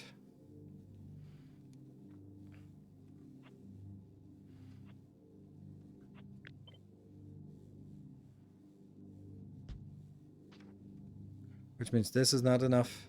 Oh, this is enough. Oh, so this is enough. Okay. But this is not enough. No. That's exactly enough. And that's also enough. But this would also be enough. Okay, okay. So I guess it's going to be a design like this. Well, it has issues.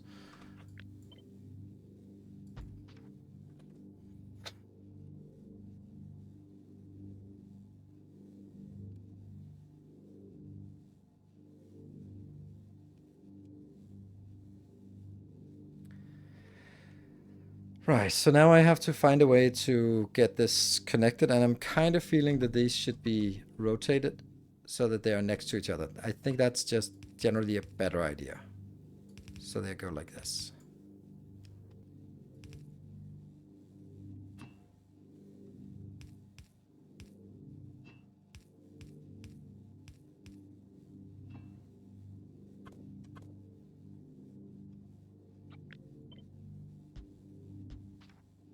Maybe. And then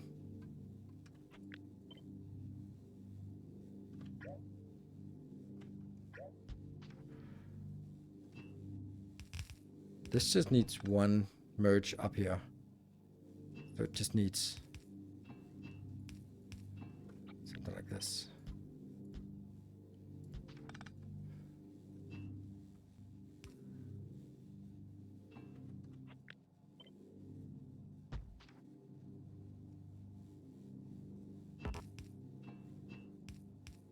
That's fine. And yeah.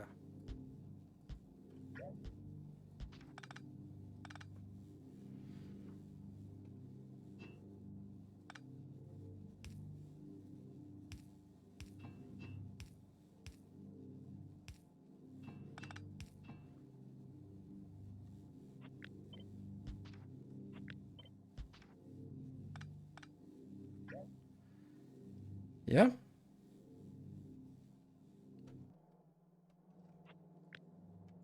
Can that be built down here? That would be lovely if I could. Oops. It does kind of get it out the wrong place. There. Let's try that. And then this is the petroleum going in there. Yeah.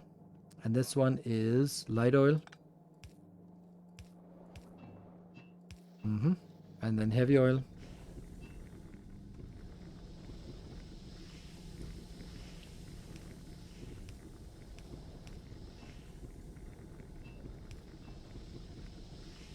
And then the only thing we don't have is water, and that's...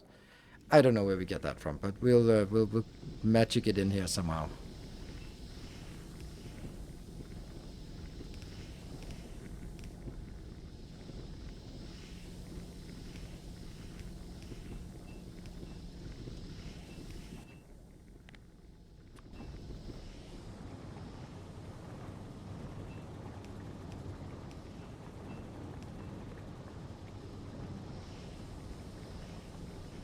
So that's like a closed loop-ish.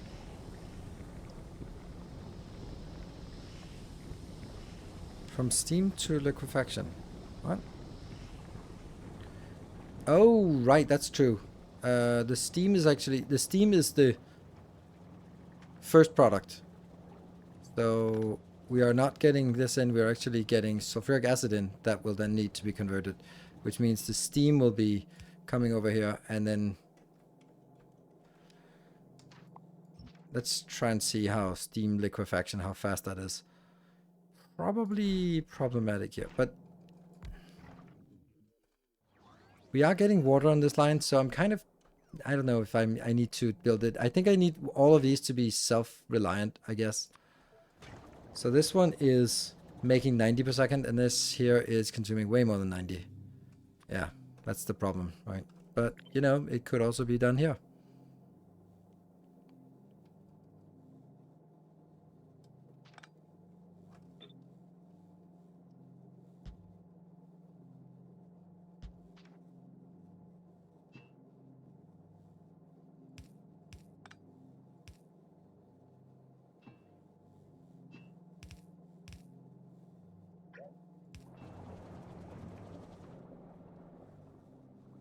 Connected. Connected. It's still not enough. Yeah, well, it is enough. 170 each.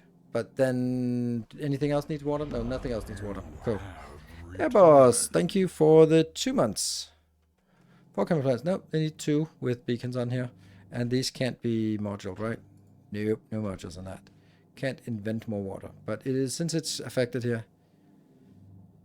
Any chance you might do a video on circuits? I have already done a video on circuits, so just look at it. I have 2 videos on circuits already on YouTube, so don't think I'm gonna do more than that. Is 1 enough for speed modules? Bothers me not to have these 2 here down here. This one is 251, so no, it's not. If it was up here and affected by 2 beacons, maybe.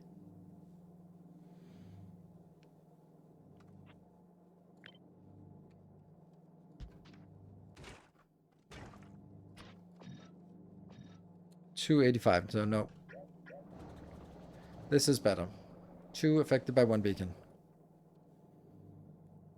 Bit of water for concrete and refined one also. No, that's nothing to do with this. This is cold liquefaction. There's no concrete in cold liquefaction, and there's no refined in cold liquefaction. Those are all taken care of here, separately. This is a module you can stamp down anywhere you want, as long as you can get these items inbound. That's a very important part of this. Which also means that steam is actually not inbound. It is sulfuric acid that comes inbound. Have to keep that in mind. Yeah. But that's... might actually just be here. This one, which is ridiculously fast. Well, 2K, and this one's to 1.8K. Oh, so this one's not fast enough. No! Okay, then you're gonna be like this, then.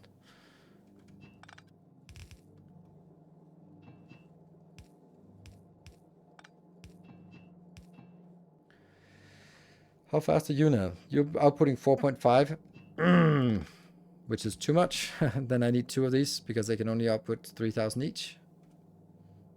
But now it's enough. This is working, but I now need inbound sulfuric acid on this one. You can use cryoplants for neutralization. I don't know how I would get to Aquilo before I land on Volcanus the first time. It's really difficult. Reptilian, thank you for the 27 months. Isn't it 6K? Yeah, it might be 6K. But still. Yeah. Okay. But this has another issue that it's kind of a shitty place to get this inbound. Like, then I'd much rather do that, but then it's...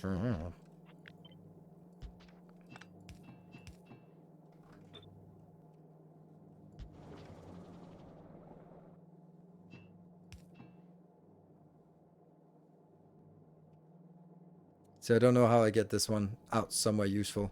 I kind of like it to get in here. Instead of that one, I have to get sulfuric acid in somehow, somewhere. And this one is tempting. This is actually where I wanted to get it in, but no, it would need to go like one down.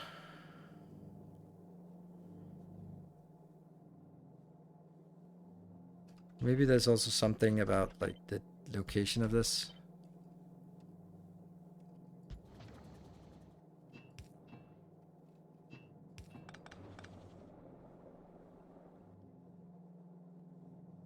Now this is only 3.7k, which is barely enough for these two.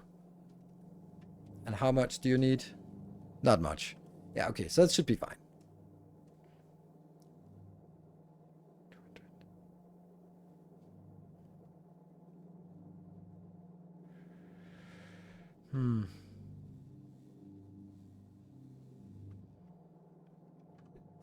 It is better for you to be in here. Like these two work better if they are opposite, so they get a little bit more throughput on this.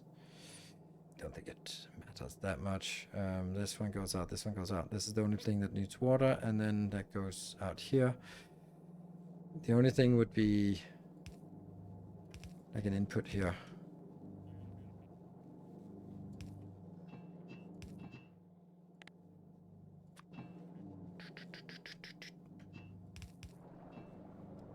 It looks a little bit icky.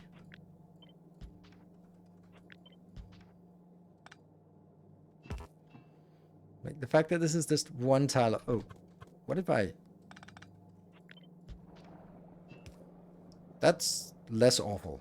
Definitely less awful.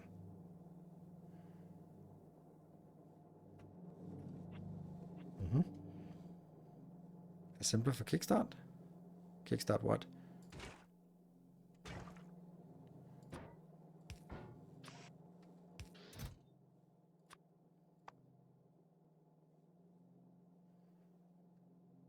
That one.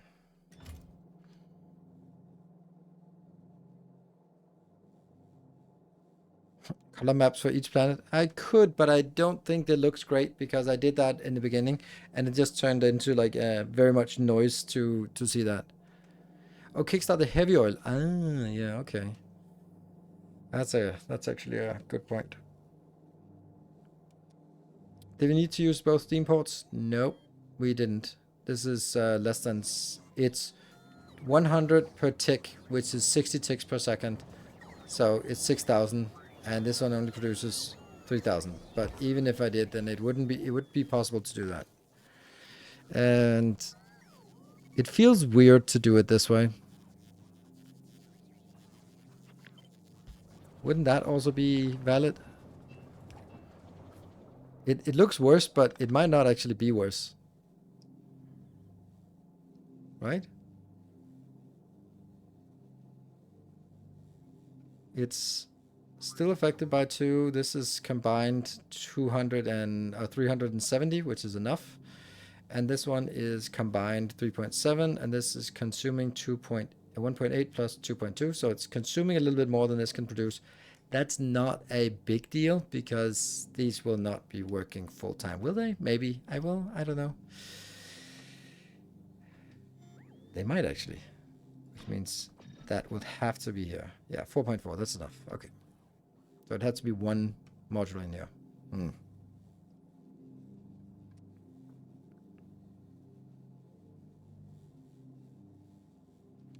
Could you bring in calcite by belt on the lower side of the core belt, mirroring this? Oh, that's a good point. But no, because then these would not be able to consume 25. So no. But I could get it in on a belt. Yes, you're right. I could get it in on a belt and grab it here. But I don't think I want to do that because this is consuming 0.44 per second when it's maxed out. And I don't want to put a belt in for 0.44. So that's no. So calcite is generally not going to be done like that. Okay, so now I'm not really concerned about getting all of it into a build because this should be pretty straightforward to get this combined in here. Let's get this one. And we need coal inbound, and which is here. I would love to be able to find one more space so I could move this one a little bit inwards. Would that be possible? Like that? Yes, it would. With a bit of... That's funny here. And then that one goes out here. And is missing some.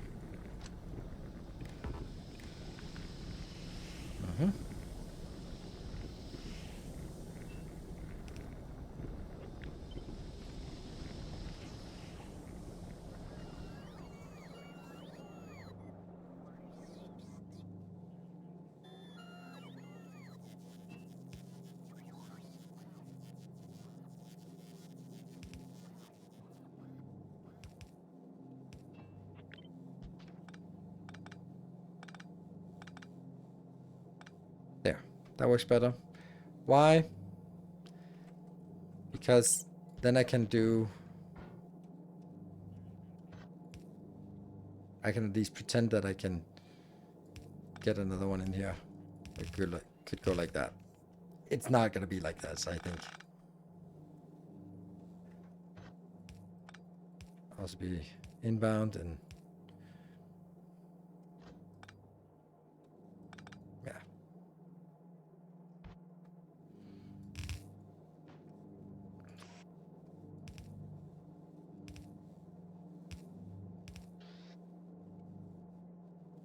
Not much in terms of this. This should be able to keep up, and then they just need to be outputting on a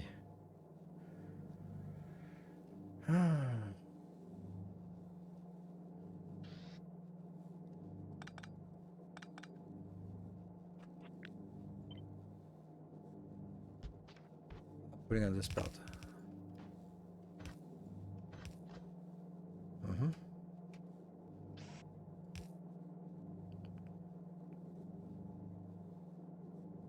This is not outputting fast enough. 3, that can't be done on that belt. Okay, so that's a no.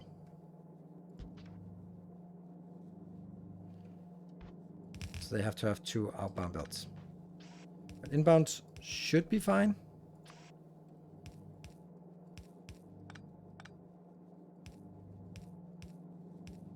But we've been here before. None of this is new. And that goes into basically just 2 boxes. We could bring it out somewhere, but we don't need to. This...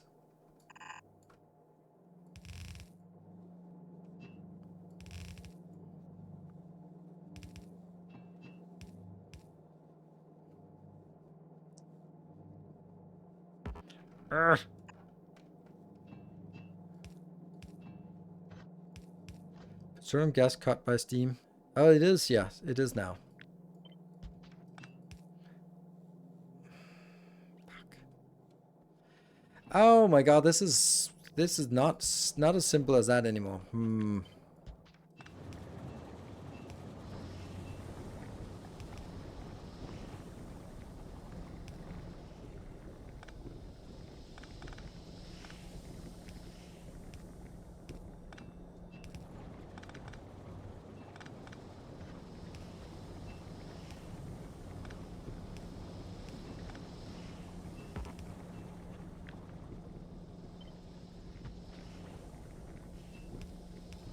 This one bothers me to no end. Obviously.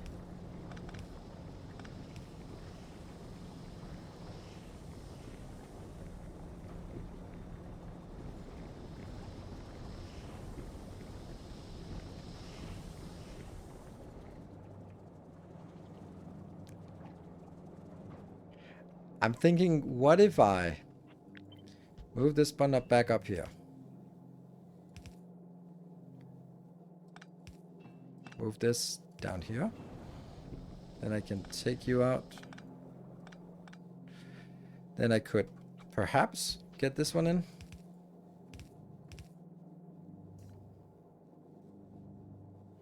Here, get these 2.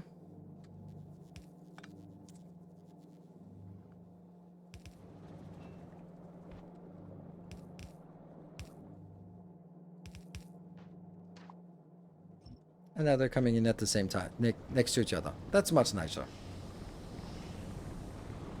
And then we can also say, okay, this one could also just be brought one down.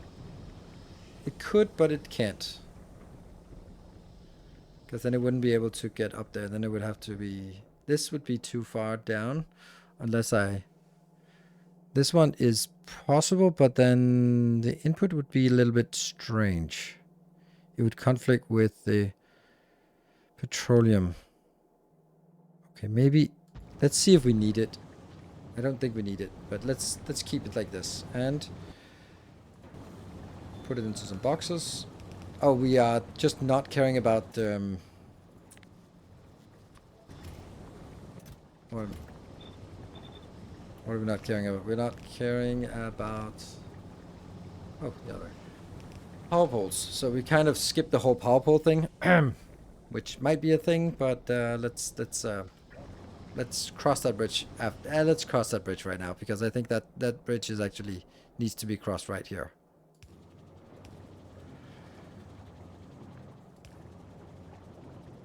Because these are going to be an issue.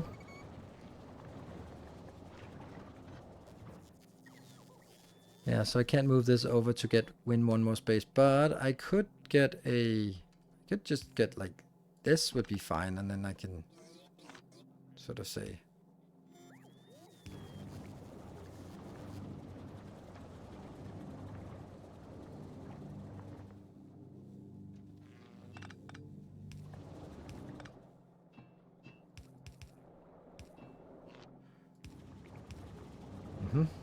And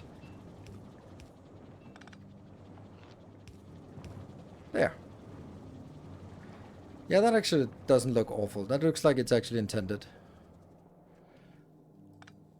Except for this thing. I care a little bit about the grid, but not overly much.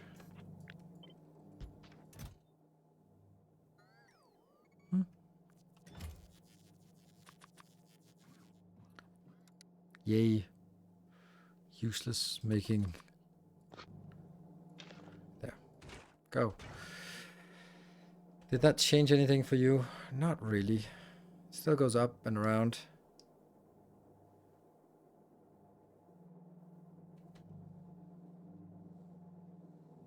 Light oil is cut between the refineries. These? Or between these refineries?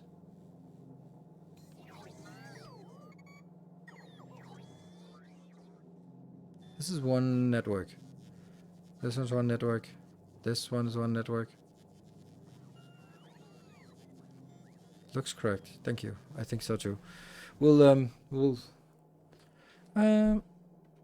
that's alright. I mean, just highlight if you see something that looks like a mistake, then most likely it is. But sometimes it isn't. And then I get super happy that I didn't make a mistake. So there's also that. Okay, so now I need to just build this design here. So,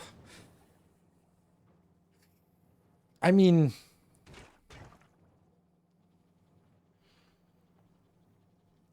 like this thing is kind of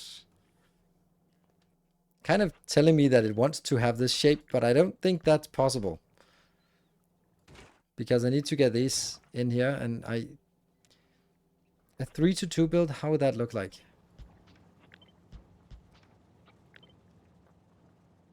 Like, obviously something like this, but then where's the beacon? This could work. Boom, boom, boom, boom. But now, obviously we could do this and then make it a repeatable pattern. But now you're affected by 2, and then this ratio is off.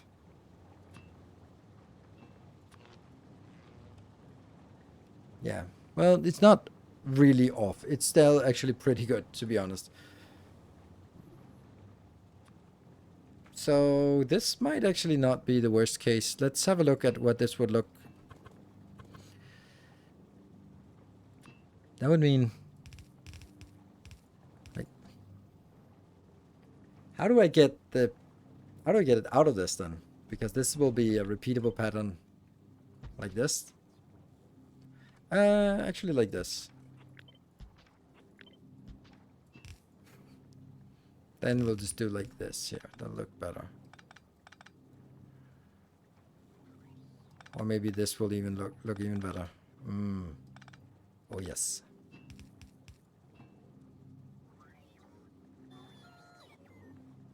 And we just need this outbound. Underground in the middle. Rocket fuel assembler.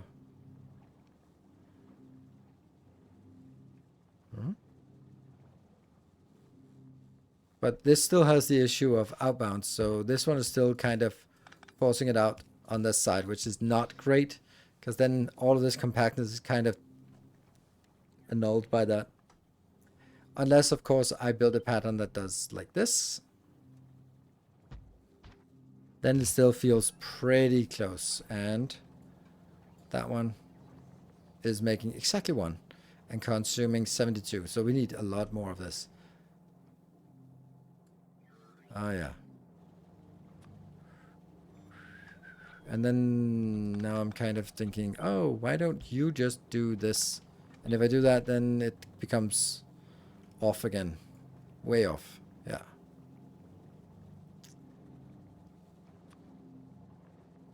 If I do this, it might actually be back to 1:1 ratio. I'm just going to try that, right? To see if I do this. Will that be 1:1? Not quite, but it's closer to 1:1.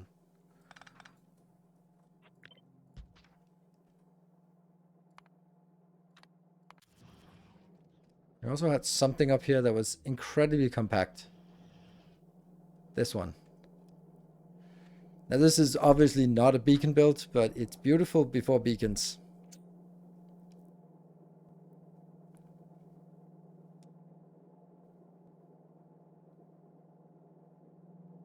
This is such a cool build. Unfortunately, it is expired before we basically put it in use. I'm not super keen on this. Then I just need you to be outputting somewhere else, and that's kind of not working. This is the maximum distance they can be apart. This one is a good ratio, but I don't have a way to output this. Rotate chemical plants and move them 1 vertically. Rotate. Ah, yes, good idea. Ah, right. That makes it more compact. Love it. Good idea.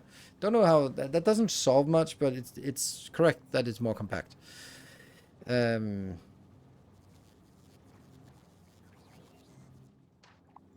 So by all metrics, this is a better design.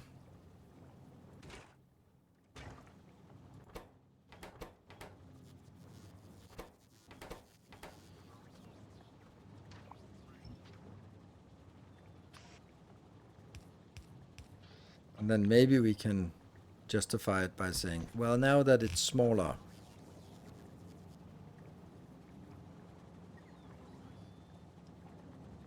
It's a little bit off here. And then the problem with this is what it has to be, right? And then, yeah, suddenly we don't have a lot of space here anymore. Because I ended up building a design that was too clunky. You can see that this design is really good, really bad.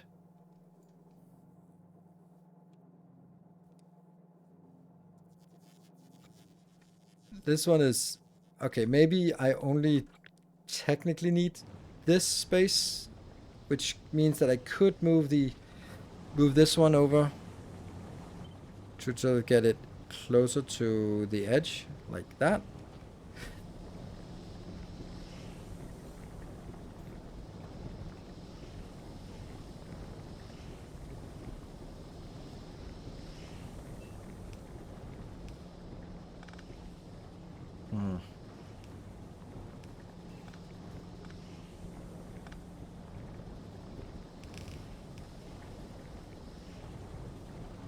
I would also like this to move down again. I would actually like to move it down here. But not just yet. I need to do it like this.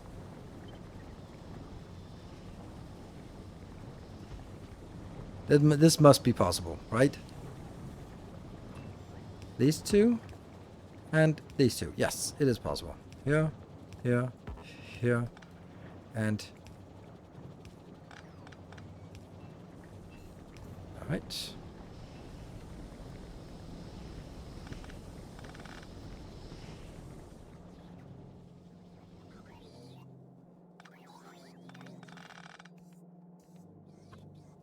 This is also an option. Ooh. Ooh. Huh? Huh? Yes. Keep forgetting this pattern here, because this pattern is much better. Oh yes.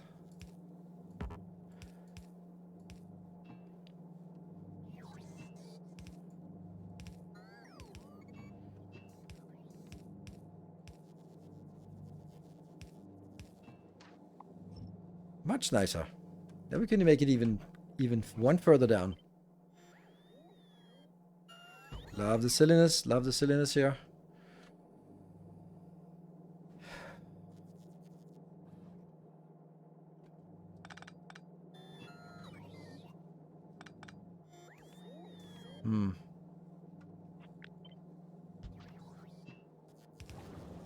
That's connected, and this is connected. Then that's the only...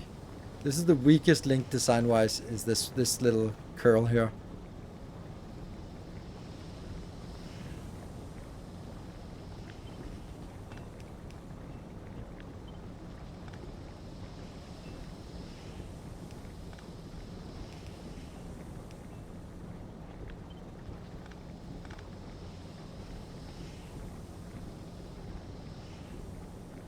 Oh, it doesn't matter, because then it could just go up here and it will still be the same trouble. A new subscriber. Come, steel yourself. We are building an army. Steam conflict end? Yes, Steam conflict end, yes. Alright, so undo.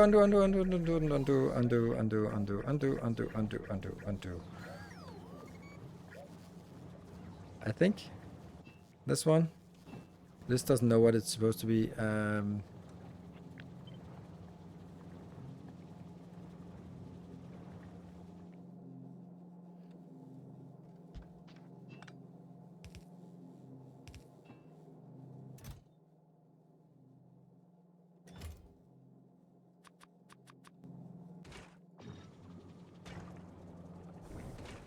It starts the whole thing again. Yeah, there's no way for this to look less awful than it is.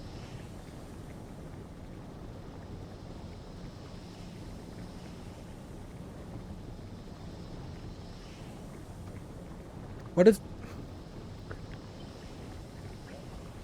this gun goes one back? That doesn't hurt anything, right? Then this thing could go all the way over here. And that would be... This is then the steam. Hmm?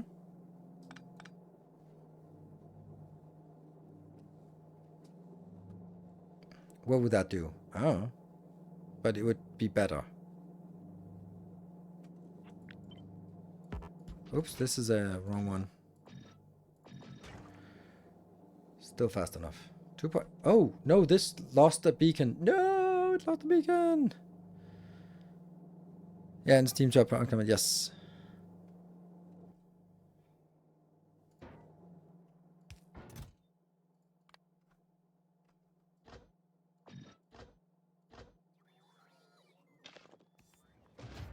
Don't want to have like random higher quality here. So what the problem with this was that now it lost its beacon.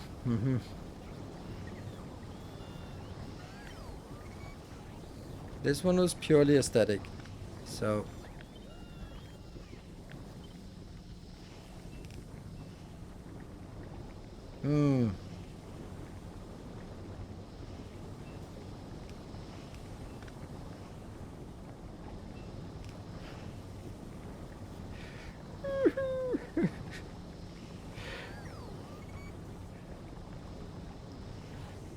Can we boost in Novice if you export materials to Volcanus? Yes, you can.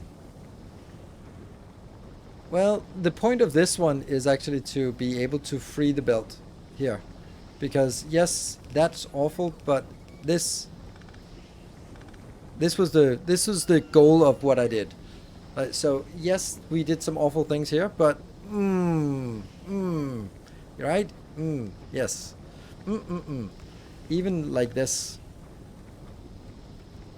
So, then the question is, was it still better? No steam input. Well, what? Steam input? For this one, yeah, it's true, but that's... We can do that. There.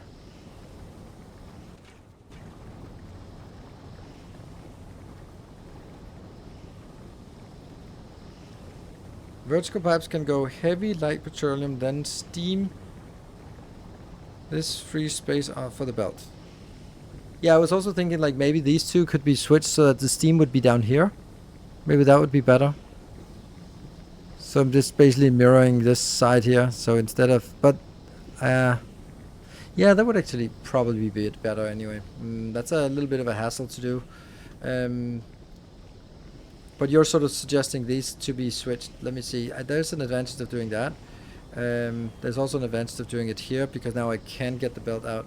But I do think that maybe it'll be better to switch this here. So I'm going to just take this as a copy of what it is currently and then, well, kill all of that.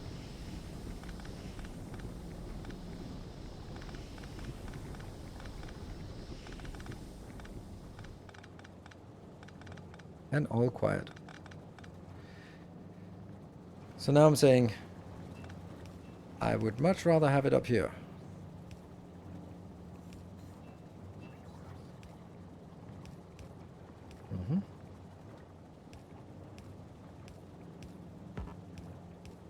Because that would allow me to get the steam on the bottom one, and we think that may be better.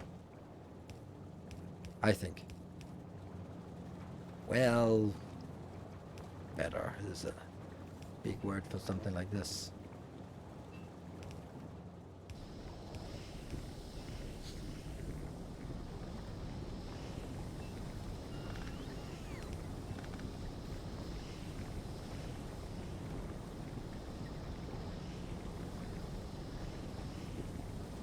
No kink shaming.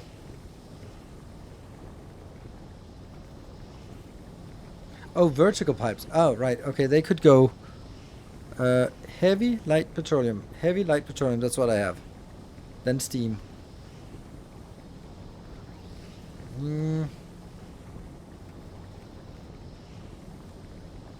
But I don't need the steam now on a vertical one because it goes straight in. Straightish in.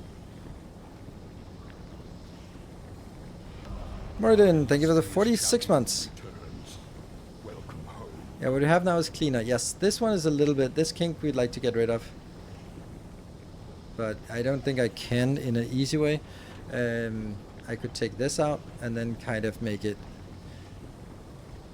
Get it over here. Then it wouldn't be visible that there's a kink here. It also just seems a little bit silly now. Now this one has to go in here straight in, and therefore it has to go in on the side, yeah. And now that one is out of power again. And get that one, but then you are out of power, but... Like, this would be ideally be placed here, but nope. That would mean more petroleum. What happened to our petroleum suddenly? Oh, it's just that nothing else is being used except petroleum. This is not important one. This is not important. So we could just go here and here to sort of continue this pattern. And then it'll be fine. Good. Steam. And then it starts up again. Great. Steam's going.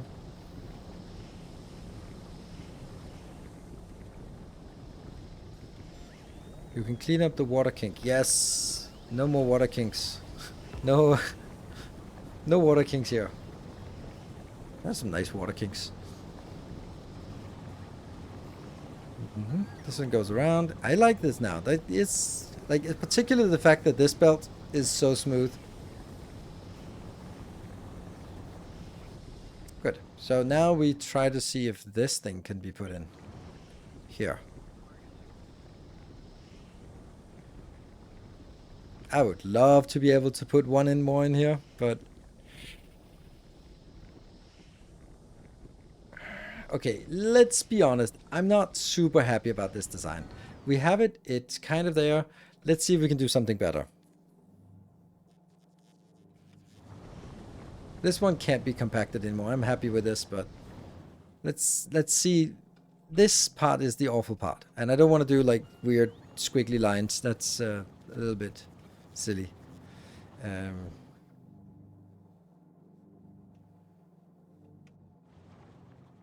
this is not very much, so I could also be doing a design that's... Like, you can also do a, let's just say, some kind of design that works like this, and only one, but then having the beacons sort of embedded underneath or something. Let's try that. We'll just kind of use this as a template, so we don't use Racket like this. Then what if this one could be moved in underneath like this? It has a really big issue with that.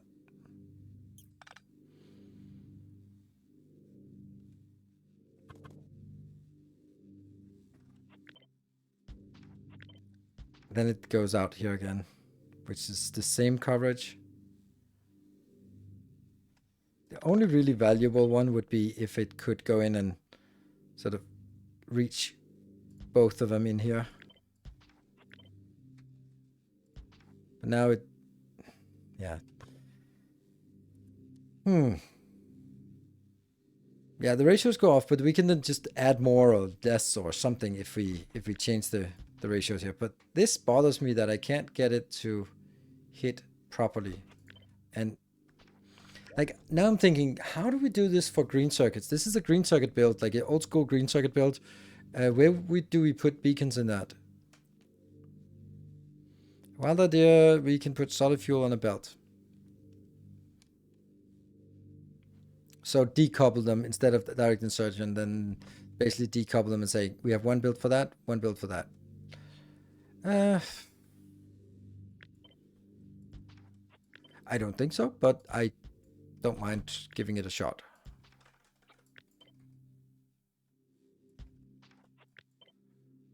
The good news about this is that it can be pretty compact and then go onwards.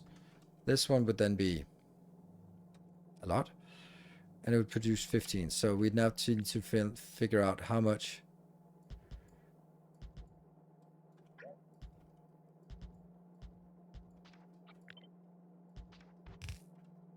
How much would this be able to consume? Seriously, 10 even? Just 10? Okay, but then it needs a little bit more.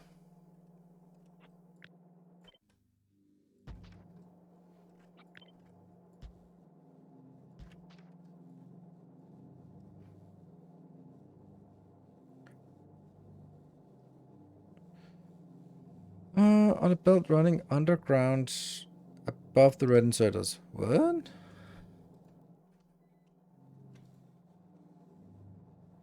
Not in this case.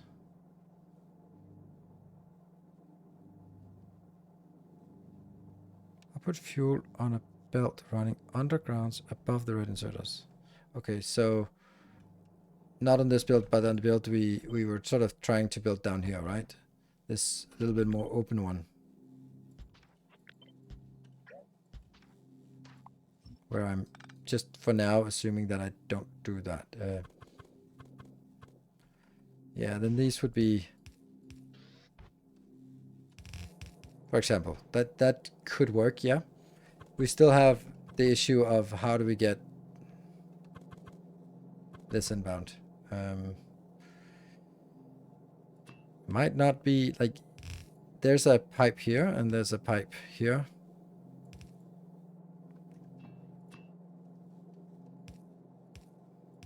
Because that has to be symmetric anyway, and then this one goes like that. Does that take less space? I think it does.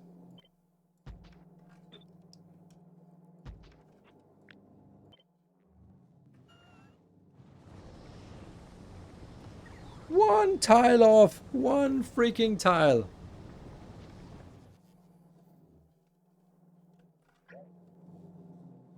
Oh. Do we even need this to be so far away? Couldn't this one be done?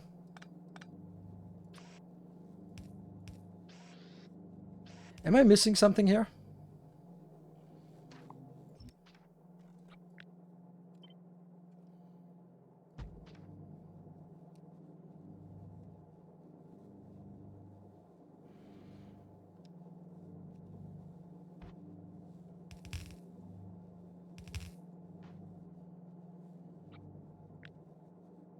And this is the repeatable module. So let's try jamming that in here, here, here, and oh my god, we can make 4 of them. Oh my god, this is crazy. Well, it's too crazy, but whatever.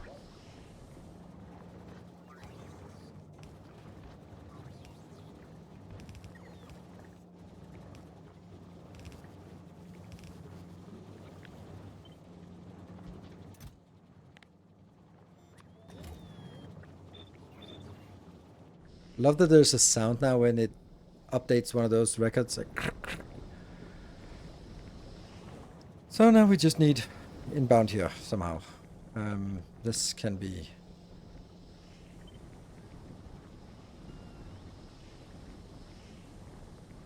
This is the perfect location, I guess. Then we just need somewhere to get this. Whoosh! And then power poles. Kind of forgot that.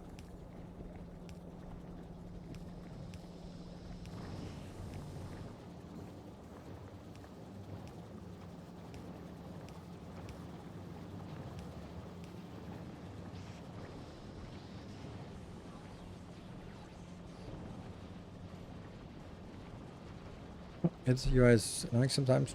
I think it's pretty neat. And then we still have this one is helping out. Yes, it does.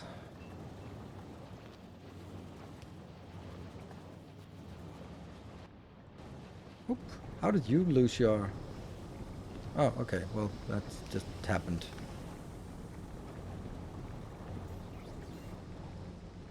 This is a pretty compact build, and it seems to be doing stuff. And what about now? Then all of this is...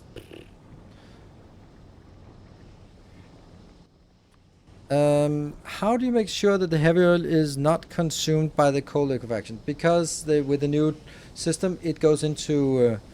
it goes in here, and then it always is available.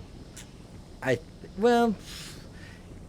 You are correct that there is a slight chance. Like, if, for example, the coal stops, then, or this one stops, then it stops producing more, and then it can still consume it, but then it won't be, yeah.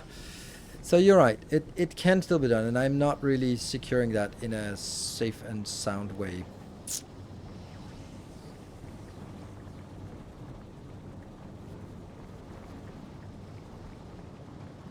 I was thinking of I want a box of heavy oil somewhere, but that's surprisingly difficult to get. And I also need to find some kind of method to balance, because this is using way too much, and this one is using way too much. But how do I balance them? Do I just go like, yeah, fuck it. If one is full, then the other one will do stuff, or am I gonna say? Only work with the one that has the least quantity of ore. Especially since they've been making negative heavy oil. Yes. Yeah, you're right. We need to do the heavy oil, and we need to figure out how to do a balancing. I don't know how to do I don't know what, or don't know. Sorry. Right now, I don't have a great idea for how to balance the plastic versus that. It's not like one of them is more important. It could be something like if the content of the boxes is less than, then shut down the other one, so that it kind of redirects to the most important, or something like that. Because right now it's just working. And let's say, what if we do this? Now the plastic stops. Obviously this is not gonna work, because If plastic stops, we have no way of consuming the last bit of plastic. But what we should see now is that these eventually will stop converting when this pipe here is full. It's very far from full. Yeah, these ones stop working at some point when they're... There we go. And now we should start seeing this pipe slowly filling up. And once that fills up... Well, this one has to be filled up. I don't even know how full this is, but very far from full. Yeah, very far from full.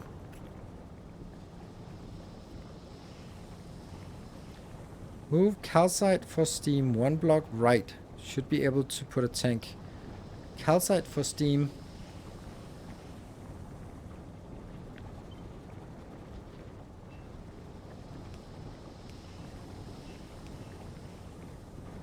Not quite, but yeah, I get it. That has to be like this. Oh, right. Nope, not like that, but here. Then I think it has to be this one that has to sacrifice.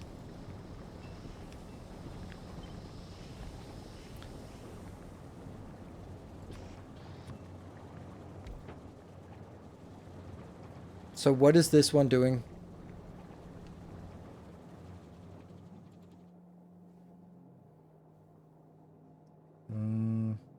Ooh, cute. That's really cute. Nice. Thank you, Diamond. That's nice. Let me just check that again. Let's go over here and... Okay, so let me see if I can figure this one out. What...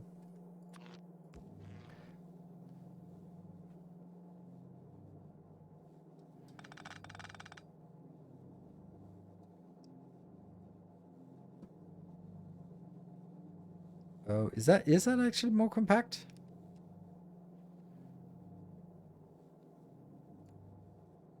Because you're putting it...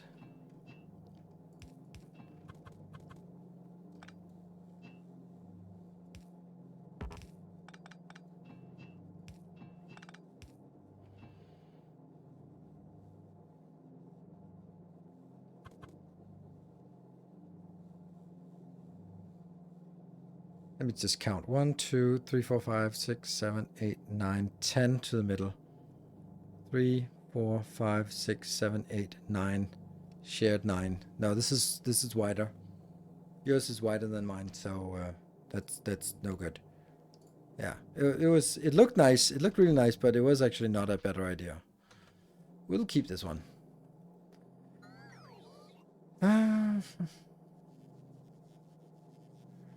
Yeah, so this one is going to be the heavy oil. What are we going to do with the heavy oil? What are we actually going to say about the heavy oil? Like, should this be like only push it over here?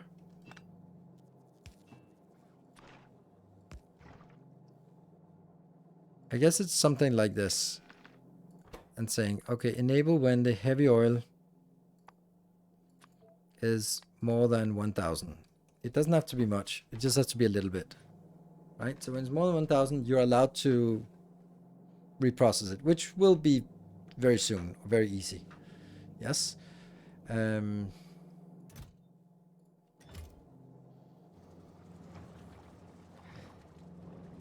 the cracking plan, it's less transparent, I think, to have conditions of these. But I do agree that this is the old school way of doing it.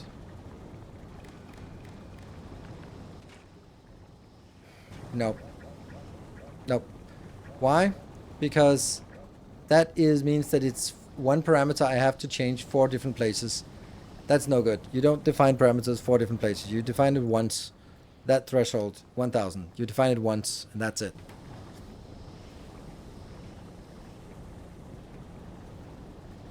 Otherwise, I have to set each of these to 1000, 1000, 1000, 1000. And if you want to have 100, then you have to change it 4 places. That's clunky, and it's bad form, programming-wise.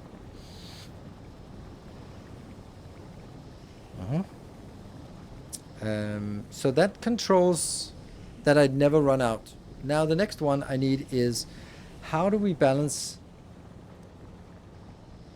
the use of this? I don't know. I really don't know. I could just let it go and go like whatever. It'll figure itself. It'll balance itself out. Once the plastic is full, then it'll be making more of this. Once this is full, then it'll be more plastic. Whichever one gets consumed will be made.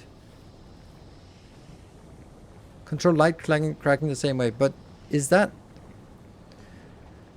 But this is the old way of looking at it. Like light cracking would be like, okay, I need, like normally or a novice, I would say, I want to make sure that I have enough rocket fuel and then everything else goes into plastic because plastic goes into science, so you always need more. Maybe that's still the same argument.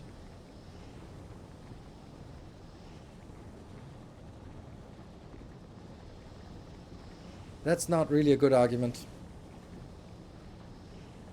Because in this case I would say, okay, make sure we have a stockpile of rocket fuel before we make plastic. And I'm like, well, yes, a stockpile like 100 maybe would be fine, but I'd also like to have 2,000 stockpiled.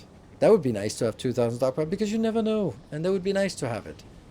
And why not? When it's just chugging along, just build up a buffer.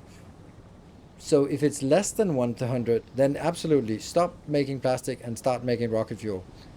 But not as in fill up the buffer of rocket fuel entirely and then go back.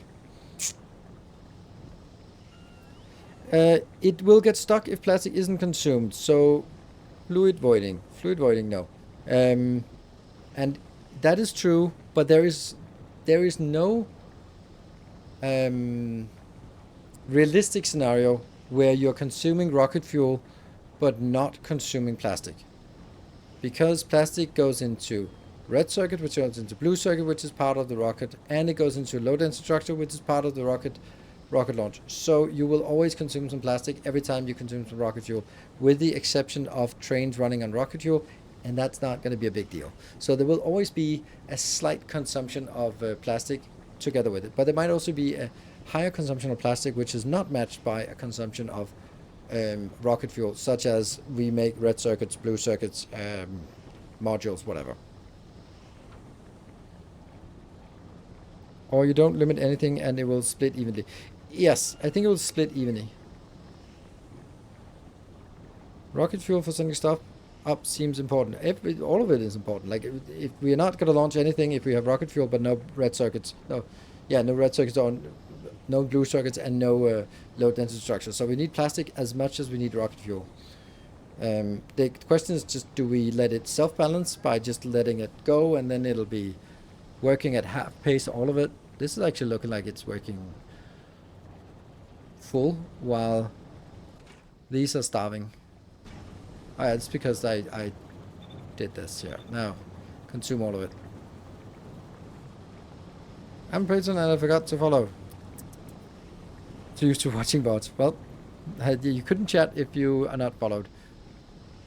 So, welcome. Thank you for joining. And I'm gonna I forgot to take a break at 10 o'clock. I was saying like I'm running long on this, but that was what I did. We're gonna put some random.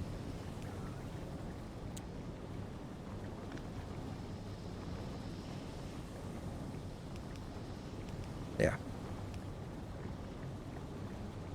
And this one has lights. This one. And this should also have lights. There, so we also got lights on this. Perfect. I think this is good, and I'm actually leaning towards having this one self-balance.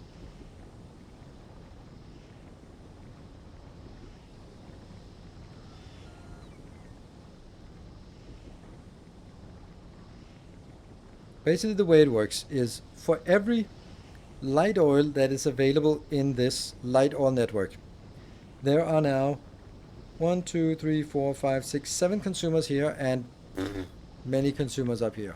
There. That is 18 plus 12, so that's 30 consumers. So basically 7 37th will go in here and 30 37th will go in here. More or less. These ones are probably always full, so they're not really consuming that much. But that's how the new system works, is that every consumer sort of pulls at the same rate until they have their internal buffer full. Which means these ones will always be starving, these ones will be full because they don't consume very much, and this one will sort of just consume a lot. So that means this is why we're seeing the plastic so inefficiently working, while the rocket fuel is working very well, because there are more consumers and therefore they get a bigger ratio of the light oil than gets converted. And if we then here, but on the other hand, this one will also fill up faster because it only stacks to 20, and once it's full, it's full. I think I'm happy about this. Let's do a little bit of trimming off here, and then actually just go with this build is done. Cannot reach.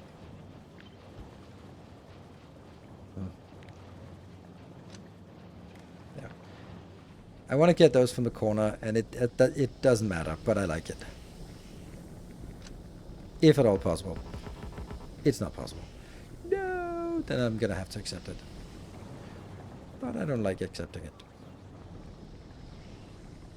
Yeah? Huh. Beehive. It looks fine. Oh, that does not look fine. You. Someone has been messing with this. Good. New lubricant in this build? Nope, no lubricant in this build. This lubricant is not used very much, and lubricant is already taken care of as part of this. And lubricant is only used for the hub, and the hub is not using very much. So this one will be just fine, and it will be built much quicker. So we have to build the lubricant first as one of the first things. Otherwise, we simply cannot get started on unlocking tech if we don't have lubricant. So we need to build lubricant in the beginning. When we build the lubricant in the beginning, we don't need anymore. So having it here as well doesn't do anything for us. And inbounds, I think the inbounds are pretty damn amazing. The fact that we only have this as inbound and then building bringing in a tiny bit of calcite with robots is pretty damn amazing. I love that. And it's a nice build. I think this is a really good build. Let's blueprint it before I throw it away. I don't think I blueprinted stuff on Volcanus at all, did I? No? Oh, right, it's because it's not quite ready. Ugh, man, I need to spend so much time this week on this. There might be a possibility where there is no plastic consumption. Nope. When rocket fuel is empty and plastic buffer and the chips buffer is full, we would stall out and not being able to send rockets because we don't have fuel. So also no further plastic consumption would be created. No, as long as any science is working, then that science will require plastic for red circuit. As soon as we request one plastic, it's on again. And you'd read really low consumption of plastic for it to work. You just need to consume 29 plastic per second, or petroleum per second, which corresponds to 4 plastic per second. So if we can this can run at full speed if we at full speed committed only to rocket fuel if we're just consuming 4 plastic per second. That's not much. Like, yeah. Yeah, rocket science might stall if you can't send on plat. That's a really hypothetical scenario. Like, you have to say, like, every single science is stalling. The entire hub is stalled. Not stalled, is full buffer. Like, every single science is fully buffered. Every single hub item that requires red or blue circuit is buffered. And plastic is entirely buffered. And rocket fuel is completely empty. Like, I'm not going to count on that scenario. It's completely hypothetical. It is a very hypothetical edge case, but if it happens, you're very welcome to say, I told you, which is totally fine. I'll gladly accept that.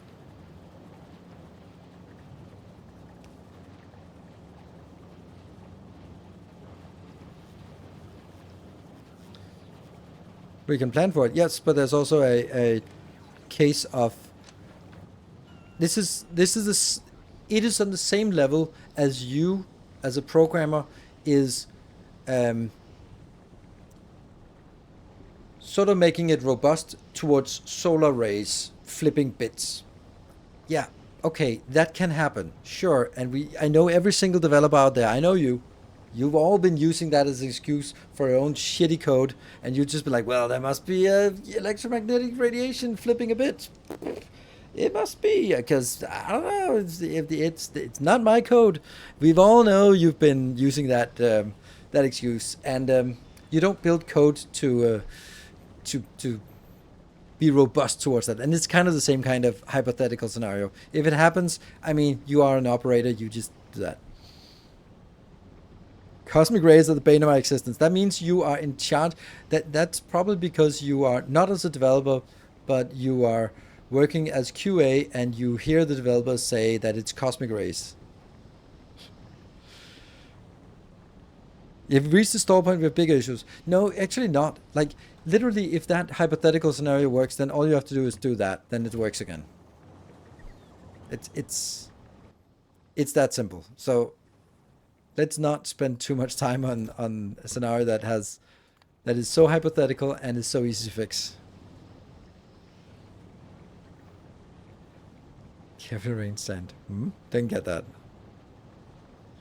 I've never heard someone try to bullshit their way out of coding error in such a ridiculous way in my work life. Well, you have not. I've heard way too many developers trying to say that. And I'm like, fuck off. Just go back to the code. I'm not going to hear that. Yeah, but it's the only explanation. Like, no, it's not. It's not. It's not the only explanation.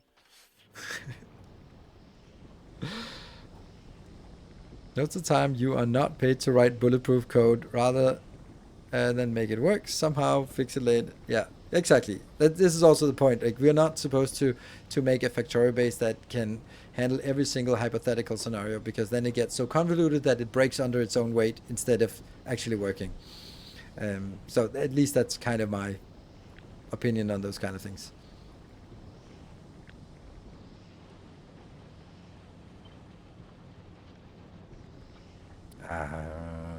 Okay, we'll do this. Just need it here. First one, the blueprint book is called Volcanus. And it should also just have just this one. Nothing else, just so that we know that this is what it's about. This is what it's all about. This will be and rocket fuel and plastic. Snapshot grid, 50-50. Probably don't need this, probably don't need that or that. And then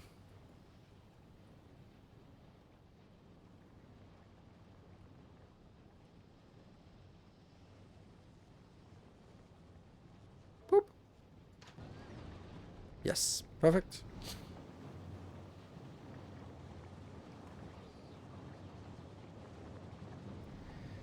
So we got this one sorted. It'll still need to be cleaned up, of course, but it's good enough so that if I break it, then it's not broken forever. It's still in my blueprint library. Forgot my break still. Let me take a break now and then take the end break at midnight. So we'll skip one break. Let me do that. Because I don't think we'll see another extra hour. So, thoughts on what next thing should be? I have my ideas, but you feel free to throw your weight in there. Be back in 2 minutes.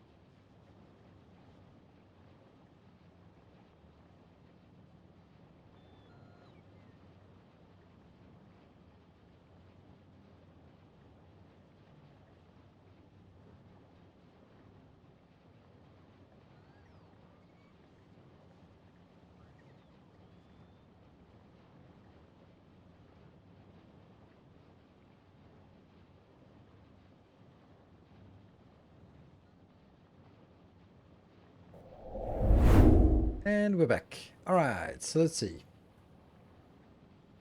Random unexplainable stuff happens. First, it blamed the memory corruption somewhere. Well, when I wrote C++ code, because I did, my master thesis is written in C++, and then my biggest issue was the fact that I didn't understand pointers, so I ran out of memory all the time, and I just didn't understand them. So I was, as I was writing my master thesis, remember this is 2005, I just couldn't understand that the larger data sets just weren't performing sort of linearly, and it was just like there was something wrong, and I couldn't figure it out. And then I saw the memory, and I was like, "Fuck!" It's 2 weeks until I hand in my thesis.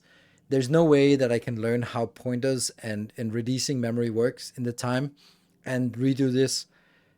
I'm just gonna buy twice as much memory, and then just stick it in the PC, and then let Moore's law solve that problem. And then like just barely enough enough memory to run the biggest data sets, and then go like, well, there we go, didn't need to learn that, never need to code again.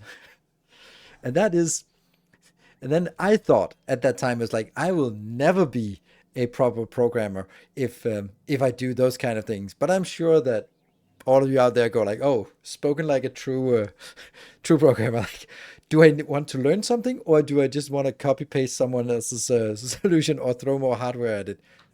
Throw more hardware at it. Yep.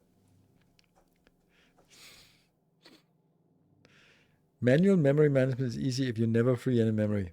Manual memory management. Yes, I guess memory. I mean, I don't know what I was doing. I was just the fact was that I was using memory and I was never releasing it again.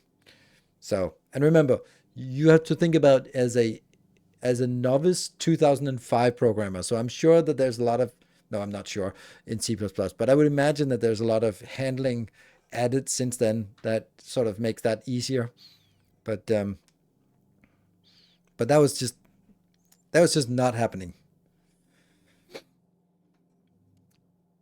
So sometimes more hardware is cheaper than having a developer fix the issue. Yes, sometimes it is, especially when you're on a deadline. With larger scale and add purple signs to that now. Yes, it is.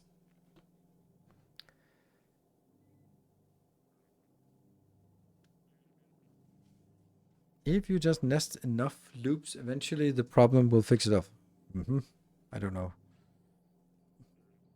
Wrote my own memory management layer that sat on top of the OS that added to help with tracking down memory leak corruption. Saved American many times. Wow.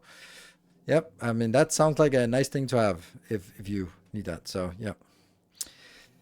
We're floating around of some guided missile firmware code with a memory leak, so they added more RAM until it couldn't run out of memory before hitting its target at maximum distance.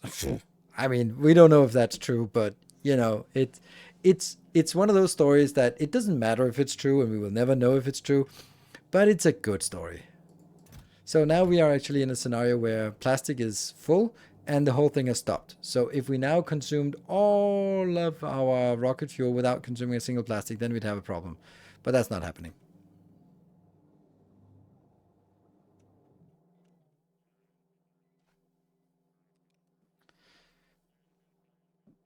Self-automated turned itself off and on again. Yeah. All right. So now what is the next thing? Now what we have is we now have rocket fuel and plastic. The reason why we made rocket fuel is, of course, to launch rockets. The reason why we made plastic is because we want to make LDS and red circuits, blue circuits. So what we need to do is make an equivalent amount, more like 2 per second here. That'll be sort of the stable. Yeah, so blue chips and LDS. And I kind of want to combine it with this design because why not? If we look at it sort of from the beginning perspective, then this one can just be plopped in here, get some coal in from some side, and then it'll be happy. While this doesn't deserve its full system. So could we put something else on top of it? Yeah. So let's see. We have now bad builds.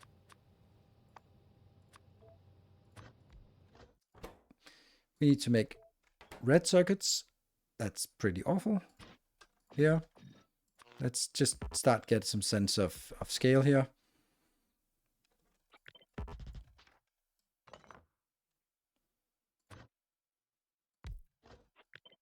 I love this design.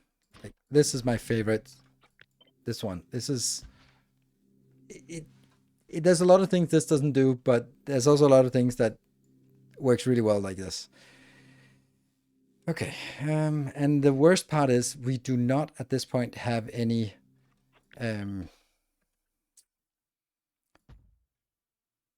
electromagnetic plants, so things are just awful. At least we don't have to worry about that. So here, this is pretty damn close. So let's kind of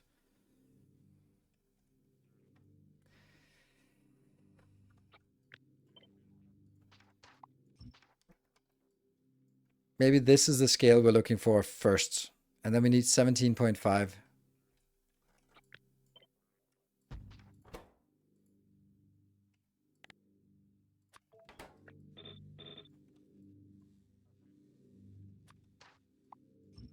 So this is actually pretty close to ratio. Nice.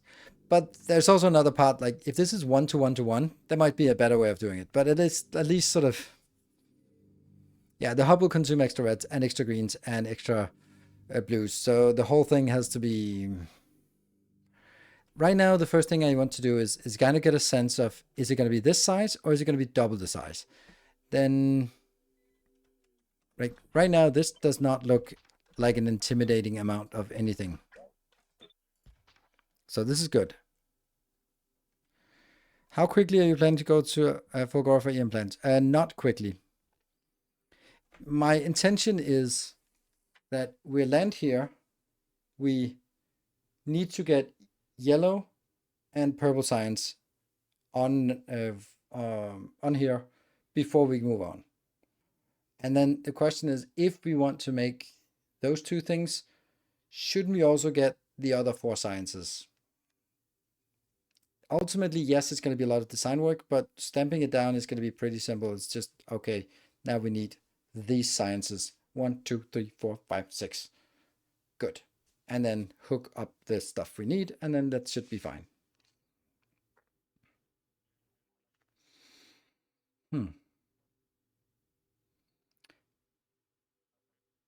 What SPM signs are you aiming for? I'm not aiming for anything right now. What I have right now on Navis is 1.5 per second, and that's fine.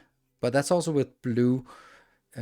That's gonna get us to here, and then from here we are going to sort of start working on a higher number because we're going to be wanting some of this stuff and some of this stuff here. And they are just like, they're starting to consume a lot more resources. So let's get that built. Maybe not scaling up science too much before EM plants. Exactly. That's also another consideration. So it might just be that we build a quick purple and yellow science to unlock all of that. And once we then unlocked all of these sciences here, then we're also in a position where we can make, like, nope, not like that, but anything that's only purple, only yellow. So, man, it's complicated to see.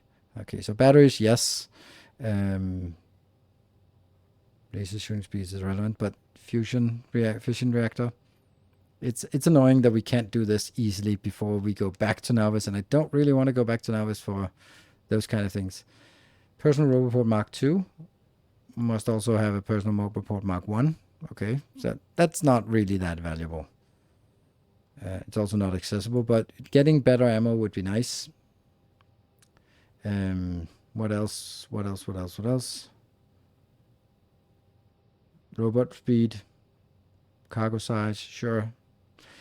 There's not really a lot that we must have, and there's of course some Power Armor Mark 2s before we get Mech Armor, because we have to get the Power Armor Mark 2 before going in here, because the key benefit of going to Fulgora is the EM plant and the Mech Armor.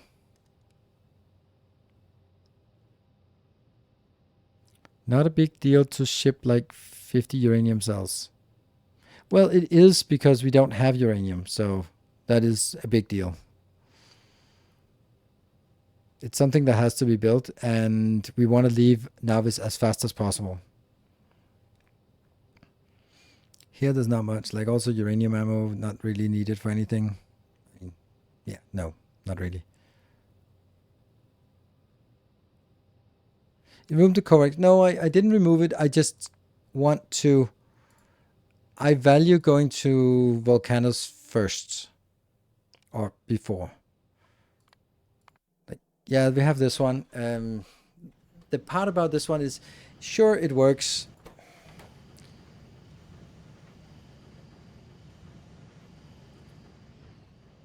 But the thing is, like, when I built this base up to here, then how long time is it going to take to build a station and get the sulfur out, find that damn uranium out here, attack my way out, push the walls out, secure it, all that stuff. It takes 2 hours. I don't know, for me. Because I want to make sure the perimeter is pushed out. And uranium might be like a little bit of distance away. So I don't want to be put in the position where we must get uranium on Navis before we can leave. Because I don't really like that idea. That's why. So I'd like to be able to leave Navis without uranium and then just accept that things are going to be really shitty without having Covarex, well, not the Covarex, but without having, well, no, let's turn around. Uranium, this one here.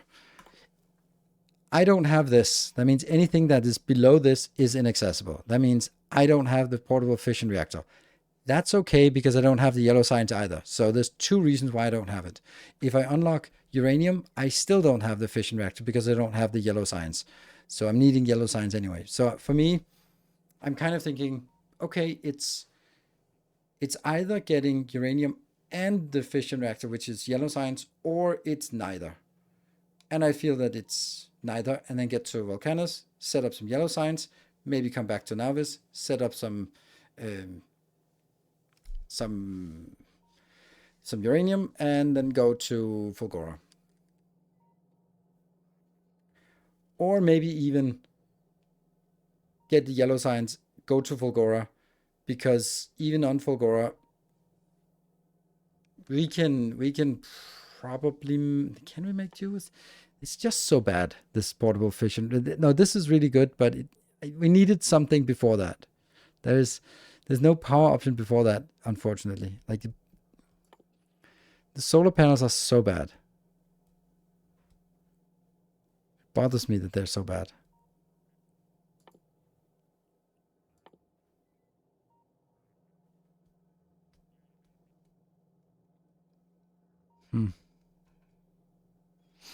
Yeah. It's pretty strong on Volcanus. Yes, it is.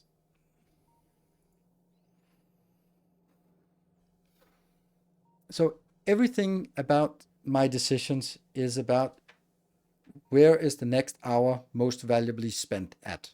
So I want to get off of Navis because things are harder to scale on Navis than they are on Volcanus. So we want to get to Volcanus because once we start just pulling things out of lava, then it's easy. And we have foundries as well.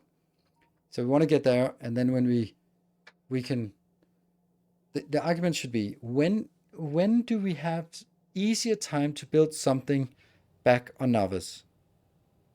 There's nothing actually on Volcanus that makes it easier to do something on Navis, with the exception of if we get yellow signs. I'm just trying to figure out if we get yellow signs, we also get military 4, then we can also get the power armor, which makes us a lot more durable going out, but not really getting none of these other things. Artillery could be a thing, but I don't think artillery is worthwhile to rush in any way. There's also the part about the yellow science gives us some much needed artillery updates. So I think that we can say that once we have yellow science, we have power armor, therefore we are better able to push out the walls towards the uranium, and then tap the uranium, get that back, and then with the first bits of uranium, get these ones going, these uranium fuel cells. Yeah. About a factory that can make anything of any quality. Did you have a good solution? No. There's no good solution to a factory that makes anything of any quality. So, how about an outpost for uranium instead of pushing out? It doesn't mesh well with the design. It doesn't work for the way that I play the game. It's that simple. Okay, let me put some more words to it. If I do that, what do I win? What do I lose? First things first. What do we win? Well, we win the fact that we can just go out there, set up shop, pull a train line, done. Well,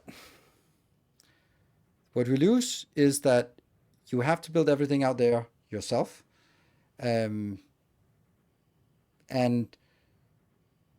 that means running back and forth. There's no house robots that deliver anything for you. You just have to grab everything in the inventory, run out there and go out and go like, not enough rails, go back. More rails, big power poles, go back. You know, you could do the better, but I couldn't. I'll have to run back 4 times to get all the stuff done. Then you have to set up protection for it. What are you going to do? Laser turrets? Yeah, but you don't have uranium power yet or nuclear power yet, so solar power and then going all in on laser turret doesn't really seem great. The other part is that, yeah, sure, this base is nice, but this is not how the base is going to look like, because we are going to be going out and tapping some more resources. So this is why I want to go here and then do some command. The reveal map command. Wonder if I have that. There we go. Perfect. Ha. So let's talk about what this map would look like anyway. By the time we are ready to launch a rocket, we would need to have some of these locations tapped anyway. So I'm already out here and here and here and here and here, presumably. And we tap this, and we might even have tapped that, but most likely no, we'll tap this and this.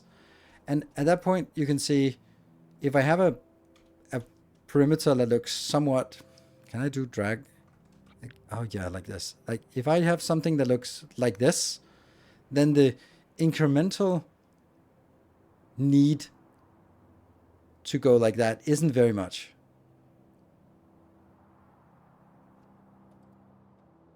And this is why I think that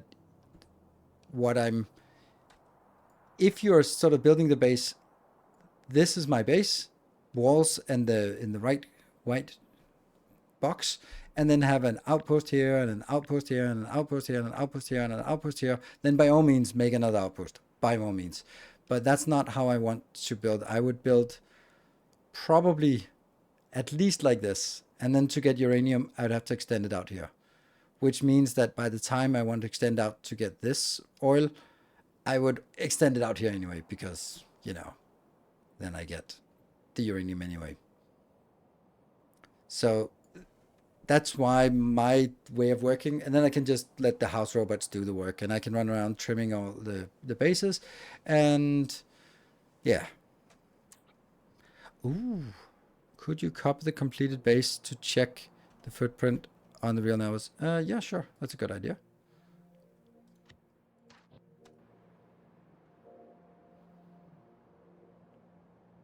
Definitely not big. And of course the starter ones would be running out anyway, so probably build it like this. This is so small, the space. This is, Also, check out the cliffs. You're not going to get in trouble with cliffs at all for the starter base. Or if you want to be insane, then you can do this. Or if you want to be just ridiculous, then you can turn it upside down, and then don't ask me for advice. I go the crazy road and have an automated build train that will maintain defenses and outposts, as well as any supplies needed by the outpost. Good for you. It's not the fastest way of doing it. And I've also done that as well. And it's something I do when the base is really big, not when starting up. And of course, it's something if you've built it and you've put it into every single one of your bases, then it makes sense that you're just sort of, oh, I'm making an outpost. So I make my pick up iron or outpost or train station, and then I have the extra station that is already configured to have robots and repair packs and extra materials and all that stuff. So I can totally understand that. If you want to go the outpost, you kind of need that. You kind of need to make sure that the occasional damaged turret or ammo or whatever has to be replaced, and that kind of forces you to have a train like that going there, unless you want to move out manually, just chop up once in a while. And I don't think we want to do that in a automation game. I just spaghetti my starter base because I have to rip it up anyways. See, that's the point. I'm not ripping this one up. This one will last the whole base, the whole game, I think. May I ask what goal you're planning for here? Looks like maybe not a speedrun. It's just a strong base for tutorial videos. It's not just. It's basically, if you want to play the game in a really structured way, here's a path through the game which is efficient and makes sense and is well thought out, well planned, well designed. It's not the fastest, because then you're in the very wrong channel if you think that if you're coming here for speedruns advice, then you're gonna be sorely disappointed. But it's a base that you can build, and once this is built, it's just gonna do stuff, and it's gonna continue to do stuff, and it's gonna look juicy while doing that, and it's just gonna continue. So, and this base is I think this looks amazing, but that's my aesthetic feel. There's also another thing here. We are not making. We're not making explosives here. So even though we're making sulfur, I'm not actually getting sulfur anywhere. So there's also the argument that you could do something like this and then say, you know what, when we get to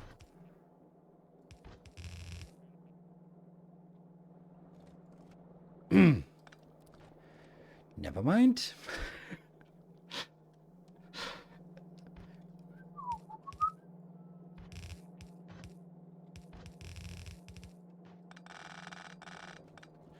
When we get to up here, then this is also a place where we make ammunition, because maybe at the point when we want to get out and clear this, we also want to have explosives so that we can use the tank for something useful. On the other hand, I think the tanks is actually fine. Now we have to update all the blueprint, but I'm brainstorming here. Then here we can have a design. It's blue box design.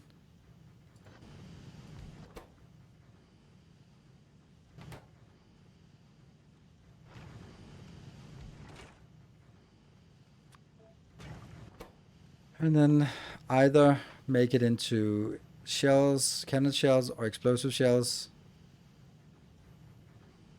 I'll do explosive shells. They're more fun.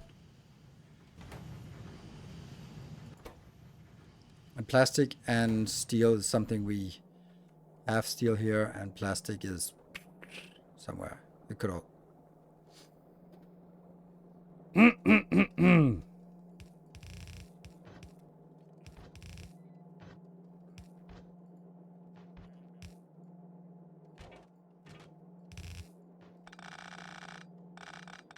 Right, as I was saying, the plastic is already ready to go up here, so there's not even anything I have to change. It's already good to go. And same with the steel. And now we have all the things we need. Except coal. God damn it. Because coal is coal is I don't know how many times we now have moved those damn electric engines.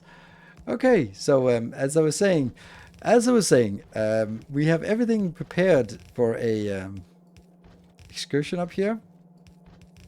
Nothing will be obstructing us as we go up. We are just getting the coal up here, just happily getting coal, no disruptions, no, fuck. Yeah, actually, I don't think this is supposed to be here. I think it's supposed to be right here. This is exactly where I'm sure it has to be. Right there.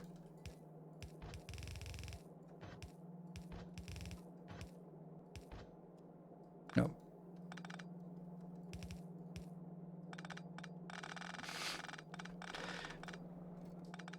Oops.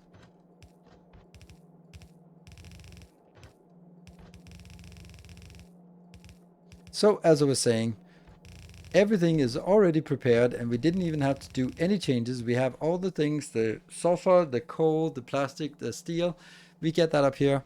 And we even also have the ammunition. So if we want to, when this one's done, get better ammunition, then that's also available. See, completely as planned. Everything was prepared in advance. Yeah, so that's an easy one. Could also make the red ammo up there. Yes, but I need it way earlier. So I need the red ammo at this point. So I can't wait until I make it up here. That's too late. Because I need it as soon as I get the military science. Then I want to also be able to use the red ammo. So I need to get it. But sure. Sure. And then this one would be some kind of explosives plus explosive shells. Don't know how that. Also do rockets. Either do rockets. It depends on what you prefer. I don't think it makes sense to both do rockets and shells because either you're in a tank or you're not in a tank. You're not both. So I'd probably just go with the explosive cannon shells, but it's basically the same recipe. And the iron we definitely have right here. Definitely have. So that's also an option. Need my tank to have rockets too? Oh yes, you do. I do that too. I want that too. Yeah, but I don't know.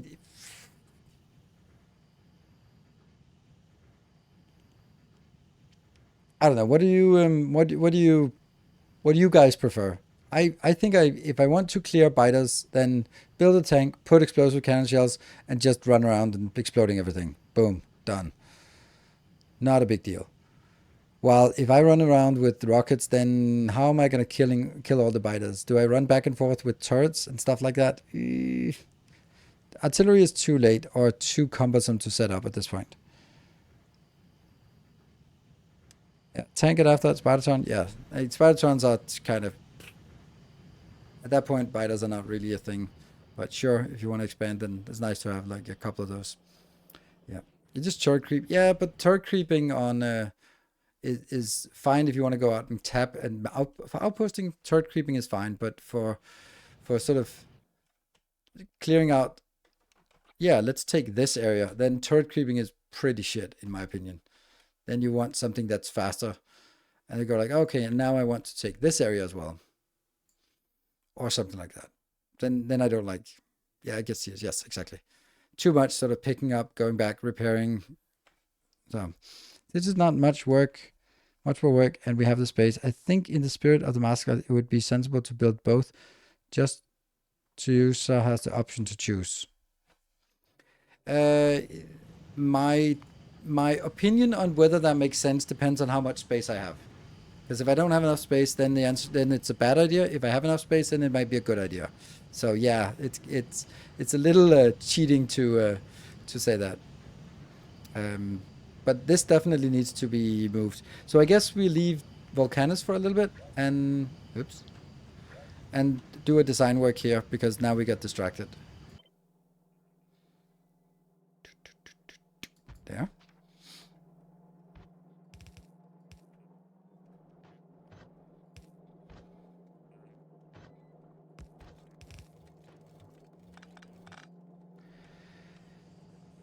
And then we need...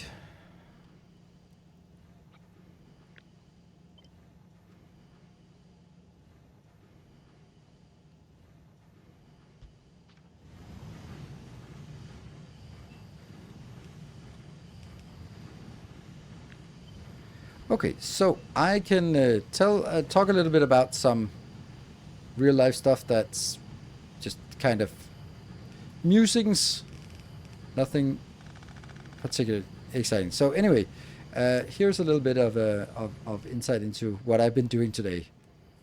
My daughter is starting at a... I have no idea what it's called. It's actually probably a boarding school, but boarding school sounds so bad. It's not really like a boarding school, but it is a boarding school for 10th grade. So normal Danish school is 0 to 9, and then you go to high school. But in between, a lot of young people take like not a sabbatical, but like a 10th grade, and it's often taken at a boarding school. When I was a kid, at that age, those boarding schools were for unadjusted youth. So it's like basically the government was sort of saying, yeah, your kid is in so much trouble. The last chance of him not becoming a criminal is to send him on a boarding school. That was how it was, but it's completely changed over that couple of generations. So now it's like really for the privileged. So it's a boarding school focused on dancing. Well, there's also other stuff. It's an athletic boarding school.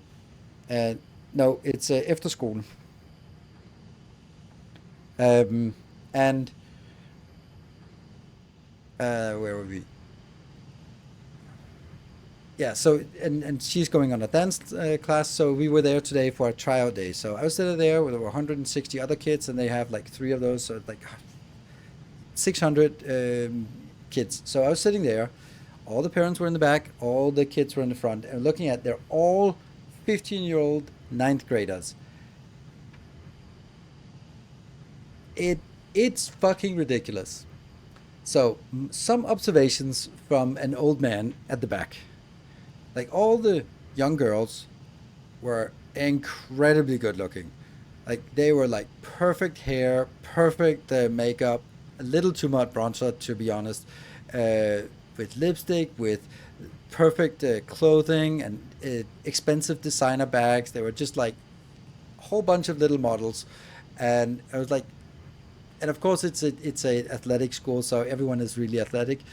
And I was like, that's crazy. And then all the boys were like 6'3", like 190, really broad over the shoulders, and they every single fucking one had the same haircut. I counted there were 80 boys, and 2 of them did not have the meet me at McDonald's haircut, like the short in the side and then curly cauliflower.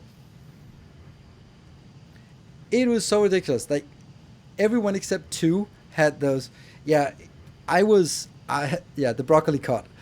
Yeah, 190. It felt like it. I was like, I'm 6 feet, so 182, and I was like, what the fuck are they eating? And of course, this was handball. So handball is usually catering for bigger blokes. They're not no short ones. So it was not a representative selection, but it was like they're really, everyone was athletic and good looking and sharp, because of course, like as a 15-year-old, you're going there to meet your fellow students. There is a lot of work being put into the makeup for the girls, and like looking good and being sort of presenting well. Uneven unloading because of the splitter setup. Like that one? Uneven unloading. This one? Yes. Yes, I am. But I don't care.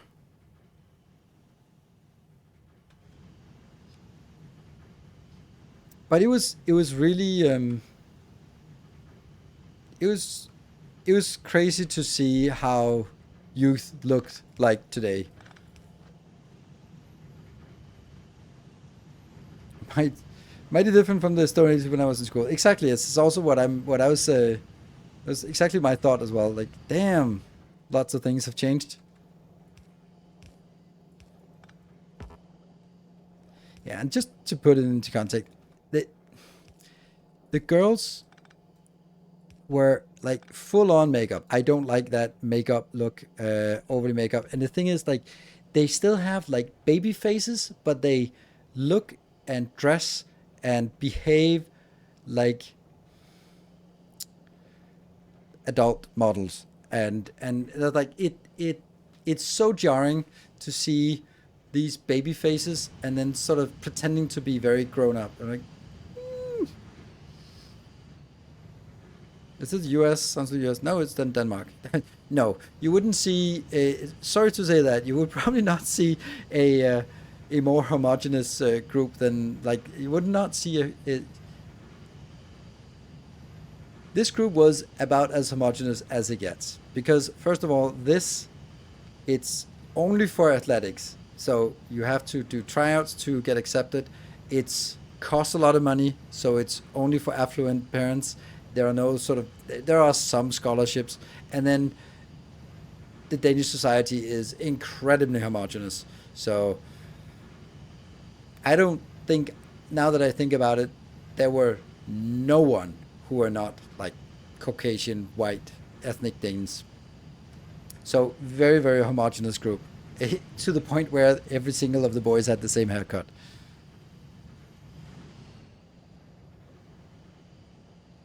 You can't, this, you see this one's a problem. Okay, I'll show you what it looks like with a lane balancer, because it's kind of pathetic.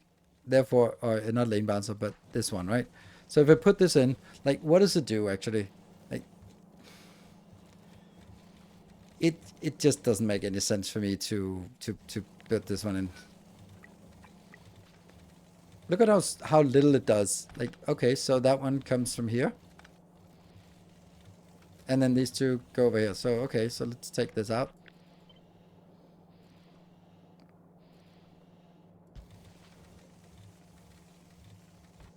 And this one doesn't need to be here. It could be right there.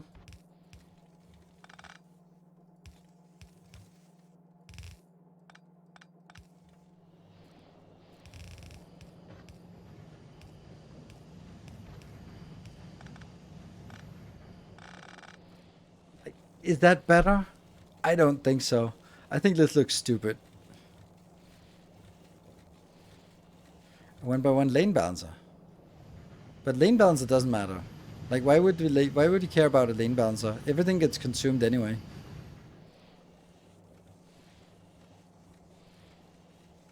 This balancer looks wrong. It is not wrong. What is the wealth gap like in Denmark? It is the smallest in the world, pretty much. The difference between the richest and the poorest is basically nothing compared to pretty much every other country. But still, it's not so much just the price of going there. It's also sort of, if you're struggling as a parent, like with too much work, single mom, all that stuff, then you probably don't sort of have the capacity to sign up and figure out and pay up front and apply for rebates and scholarships. It's not just about the money. It's also sort of about the sort of, do you have the capacity to deal with all these things? What's the highest tax bracket? No, it's way more than that. 60. You pay 52 plus 8%. So that's the highest tax bracket. I don't know why you want a side balancer. I always said is that it's difficult to be poor in Denmark, but impossible to be rich. Yeah, I understand that, and I guess that's a great way of saying it to foreigners, because it's kind of true. You can of course be rich, but you're not going to be rich from. The only way to be rich is owning a company.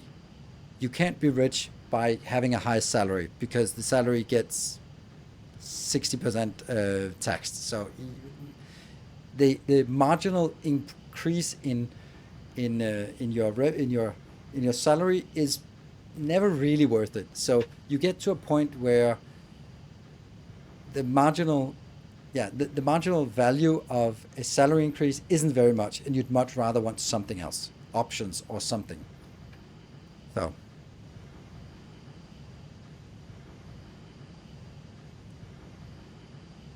so not different now. It's pretty nice now. What's the cost of much better social security? That's the cost. Yeah, absolutely. I I, I pay a lot in taxes, like a silly amount in taxes, which is good. And it, I think it's good. Not just because like, oh, I get free healthcare, but it also gives me a peace of mind in the sense that I say that I live in a society where, to the extent that it's possible, it is possible for everyone to survive, which is something that I feel good about, right? It's not like, oh, I have to walk through downtown and then sort of have blinders on because I don't see all the homeless people. It's like, no, there are a few homeless people, but they're not usually ethnic Danes. They're tourists, kind of come to Denmark to be homeless in Denmark a lot, or there's some who are homeless and they can have drug issues, and that's kind of not really any way to really solve that. But like, there's no working poor in Denmark. I think that's the main point. Like, there's no working poor. If you are working and there's enough work, then you're not poor. You can make ends meet and you have room to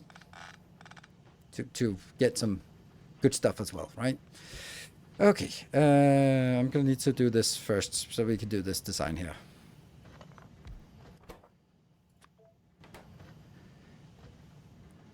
Would you ever use the explosive rockets? I don't think so. I think I would use this to kill.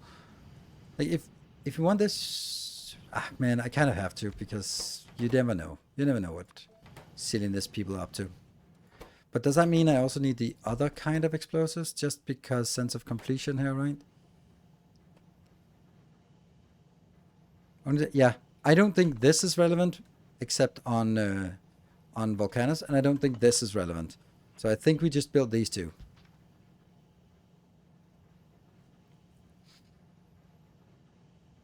I'd happily pay more in taxes if I thought the government would be more responsible. Yeah, that's the part, right? That's the part. Like, if you pay taxes and then it just goes into a capital reduction, or sort of, so that if you pay less taxes on capital gains, and we're like, well, that's only the richest of the rich who get that. Then yeah, sure, you don't want to pay taxes for that. I completely understand that. And then we're gonna get explosives in the middle. So maybe we get the two special things on the outside for you. I get the explosives in the middle, and then I get like the stuff that we are bringing in here. And you get iron on the outside. Yeah. Yeah, let's do that.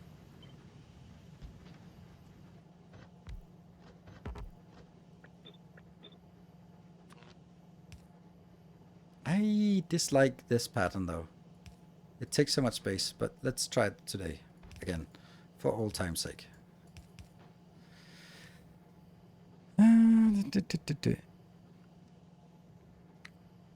Did your daughter get in? Oh, she is already in. I paid everything. It's yeah. So no worries. It wasn't like a tryout or anything. It was a try it. So trying to be at the school and seeing how it felt and be part of the community and meet the other ones and all that stuff. So it was a good day.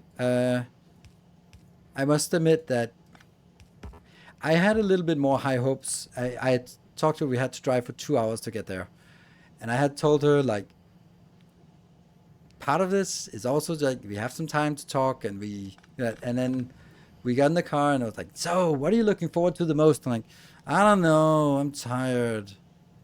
Come on, there must be something. I don't know, just leave me be, I'm tired. Lovely. That's a fun 2 hour drive. So I drove there, 2 hours drive there, 2 hours sitting there listening to them talk about the school, then 4 hours of getting off site waiting, because the parents were not allowed to be on campus while they were sort of doing some exercises and some seeing the places and all that stuff. So we had to go out. So I was just basically sitting at a charger for 4 hours, and then coming back, picking her up, driving 2 hours back, and she fell asleep because she was so tired. So it's one of those days where you just know that, okay, I just completely sacrificed this day for my my daughter, All right, cool. You have those kind of days as a parent.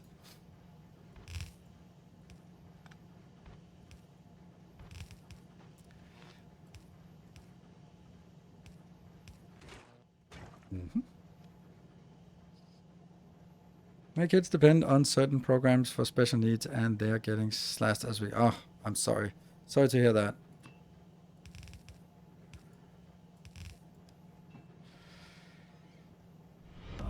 Our illustrious And champion Devil. returns. Welcome home. Yeah, Bell. Thank you for the tier 1 for 6 months in advance.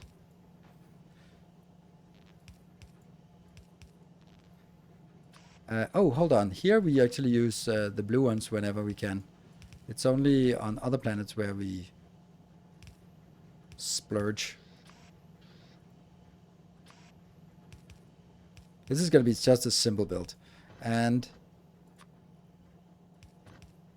I'll just be here. That will be coal and sulfur. Our illustrious champion returns. Hey, Slimmy! Thank you for the 7 months.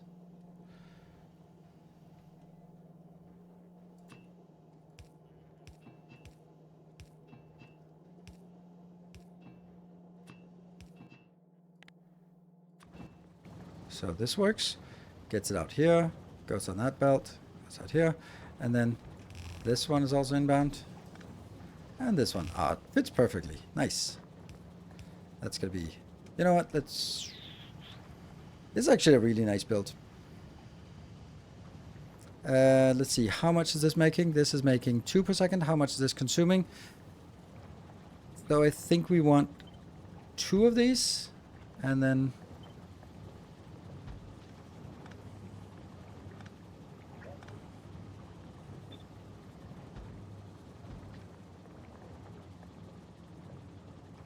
Massive surplus still.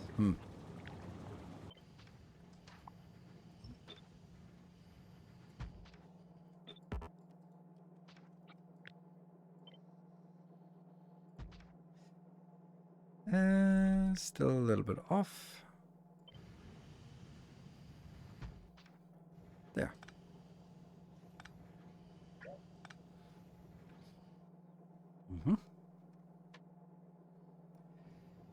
This is not necessary, and then these will go into... Nope. That one. Hold on, this is... someone messed it up. Oh, right, that's this one. Yeah, okay.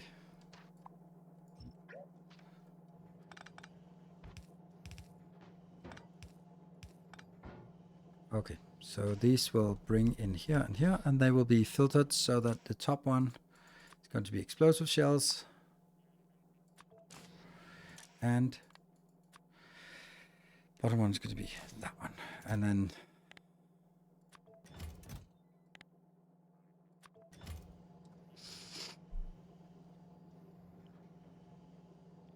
Stay here for a while. Don't even try to read my nickname. Thank you. It's in Polish. Well, then just let me know what I should call it, because like all Polish names, there's always like an abbreviated version, which is completely illogical for non-Polish people. Like, how would that be the short version of that? Like, I really don't want the water to be here, but that would have to be this one, and then I guess that needs to go on the inside then, which means it collides with that. No.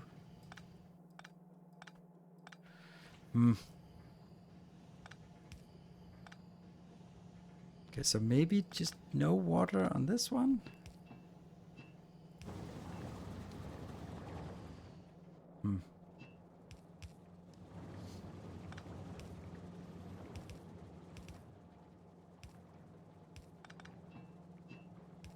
Water in, and you're in here, and you.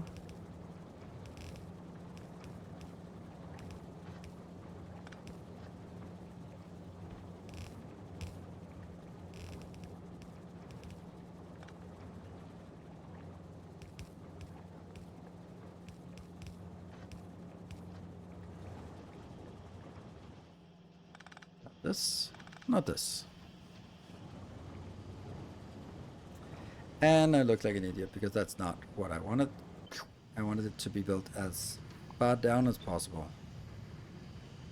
Or maybe I don't. Actually, I want to maybe make it as far up as possible. What now? Smash it.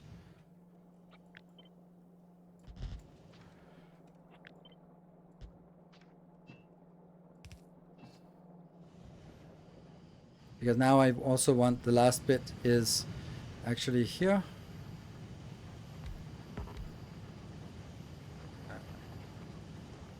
I kind of don't like that this is completely opposite of the grid down here. So, that one, and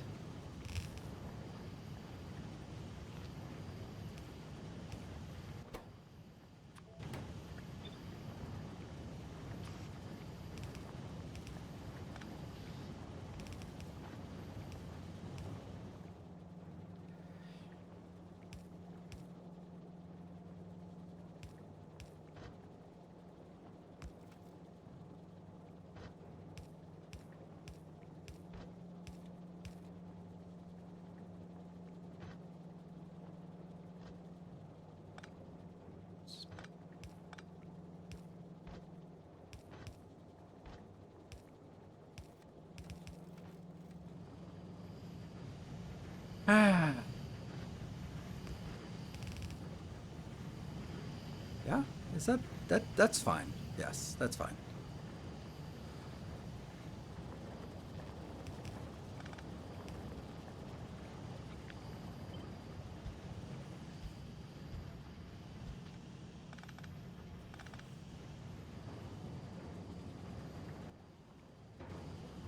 Yep.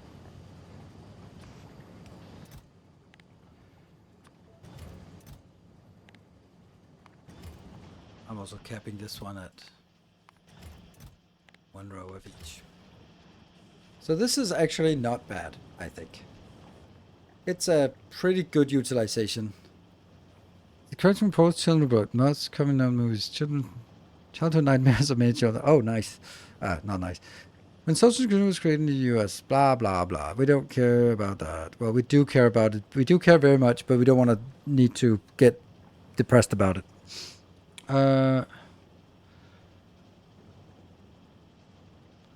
Don't.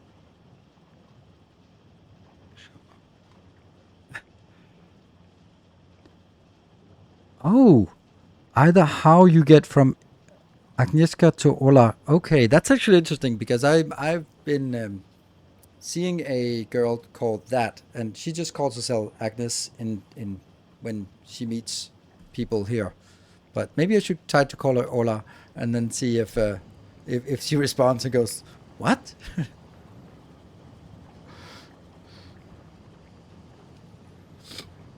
I think I want to move this. Oh, yeah, it's definitely one tile down because it's, look at it's colliding up here. Yeah, that's better. Connected. This. And there. Look, it's a little breathing room. One space between two spaces here. That's fine. One space down there. It could be a little better, but I think this is fine. Now I also...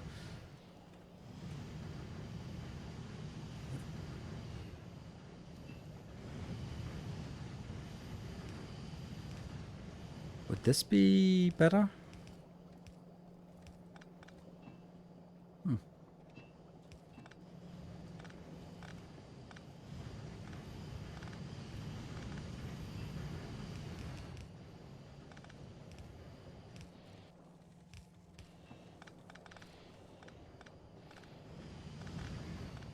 There.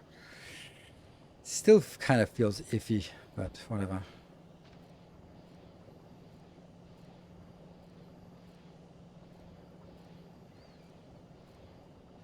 I googled the name now. I too will have nightmares. Okay, nice.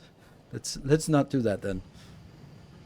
But then I'm kind of thinking, what if the whole thing here was moved one tile up? Wouldn't that be glorious? Like this one? Just go like That would be so much better.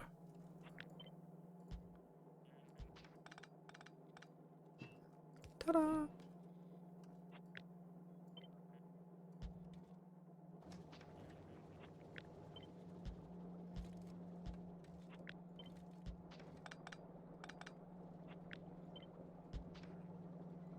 There.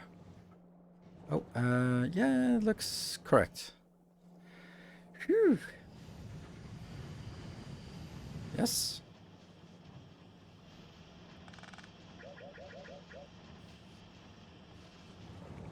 I think that was actually a really efficient way of completing this design. And this one is on a 10-second cycle. Yes, so having 10 of those makes sense. Having 12 is just kind of... We'll, nope, we can't because then they'll get out there. So we'll keep it like this. Mm-hmm. Okay, I like it. And then you can always come back and update it later on.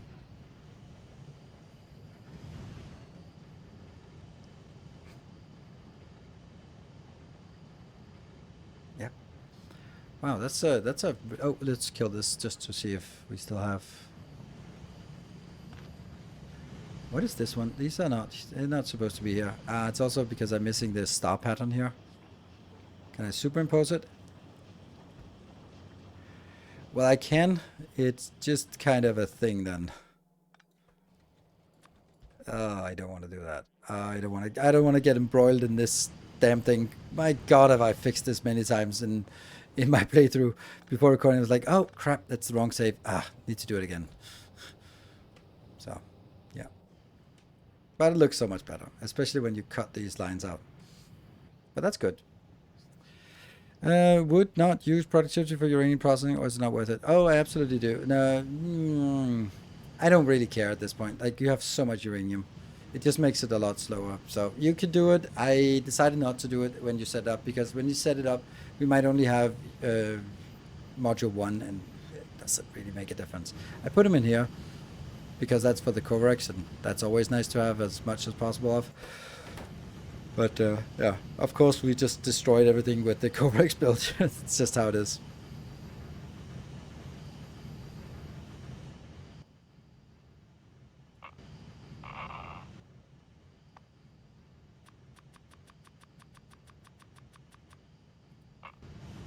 For no reason, just so that at least they get going. For no reason. Even put speed modules in my uranium process. Yeah, sometimes you might do that if that feels better for you. I think it's one of those things where you just keep it going. It also depends. If you like nuclear weapons, then sure, atomic bombs, then definitely you need it. If you're just kind of want to get the Covarex going and just need it for some power here, then you not really need it. Towards the Covarex instead of ammo. This one, I'd actually want to just even it out. There's no way that it's not going to be filling up. It's going to be buffering. I don't know. I mean, sure. Sure.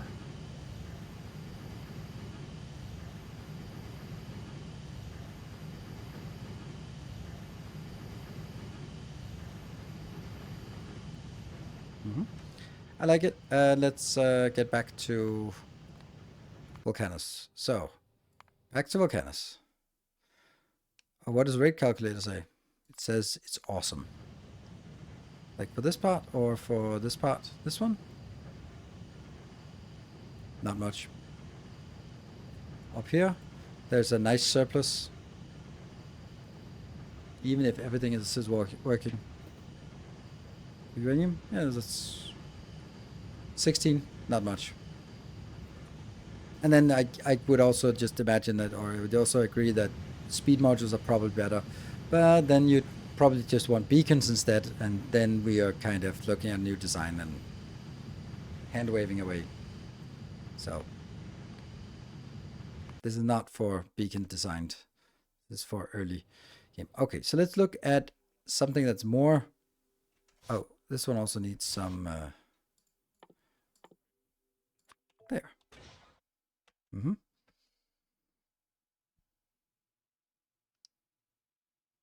Make a lava city block with nukes now. I have not tried that nuke thing. Okay, so this is prop of 22.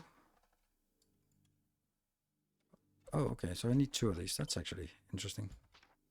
Even, okay.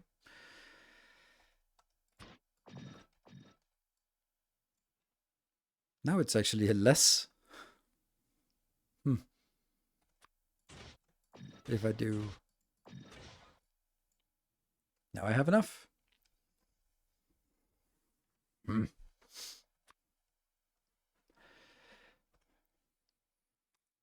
the nukes actually make lava pools? I have not tried it.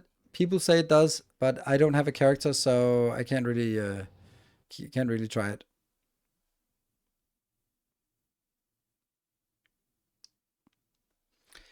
Okay, so this is kind of a build. Actually, we need more than this because we also need this one. Oh, there's a surplus even with 1 into 2. So this is a good build. Now let's look at LDS, Latter-day Saints. How fast is this making? Let's get a beacon over and let's assume that we have 2 of these and assume that we have some modules going in as well. There we go.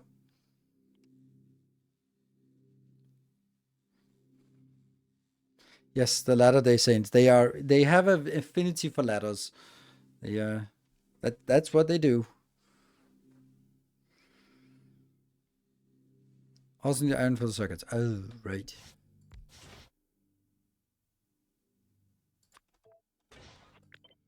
Molten ironium.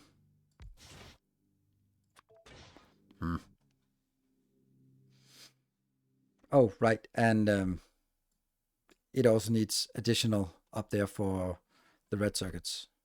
So we'll see. All right, let's look at this one instead. 1.4. Do we feel that's enough? I think so.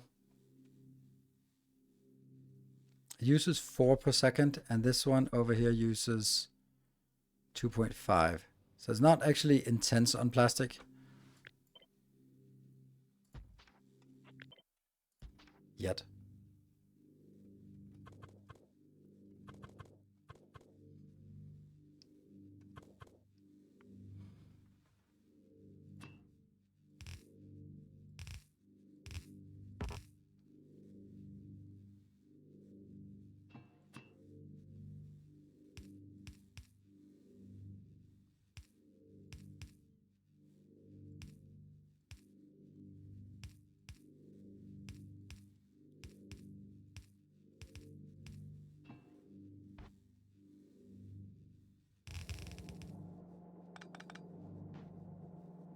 I can't output on this belt.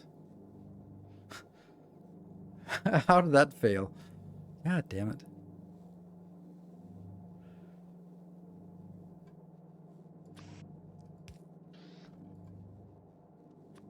That can output, but I can't output here. I output here.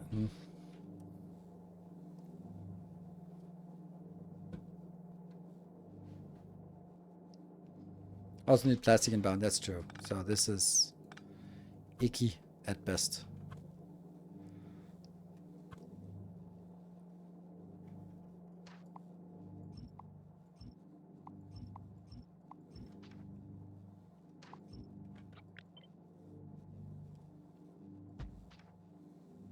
What if?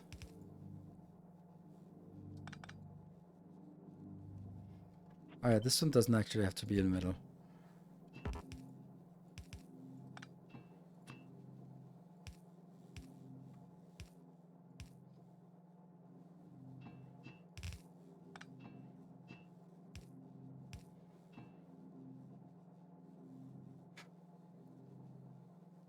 A little bit too cheeky, I guess.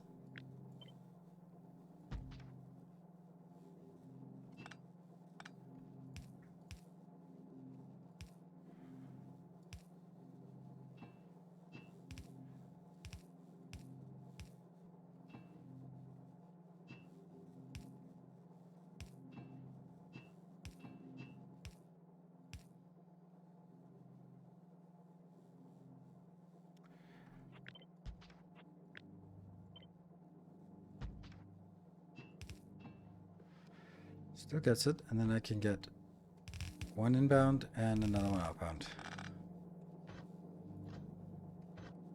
Can I?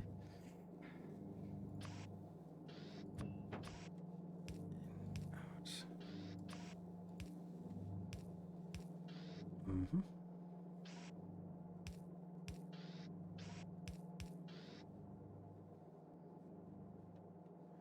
Fluids mixed. Oh, that one got off. Weird. Huh. What the hell?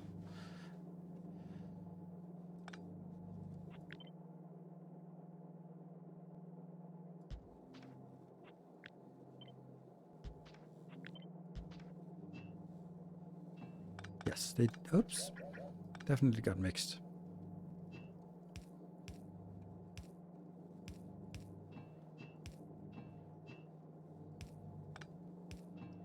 Looks better.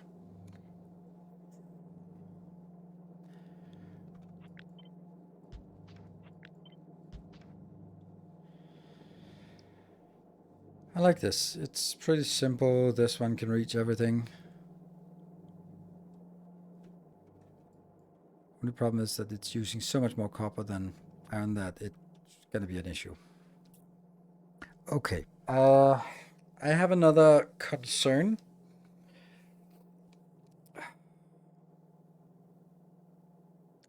Let's address that before we dive too deep into this rabbit hole. At some point, we are going to have...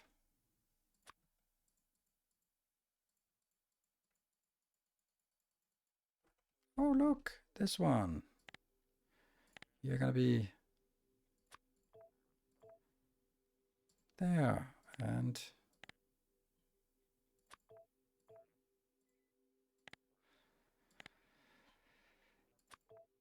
I'm just first gonna draw the problem and then we'll talk about it so that we're all on the same page.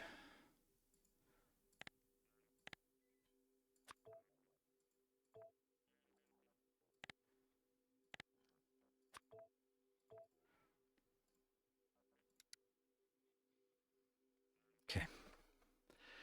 So each of these are going to need iron, copper, plastic, coal, calcite, lava, other stuff. Like that's basically it.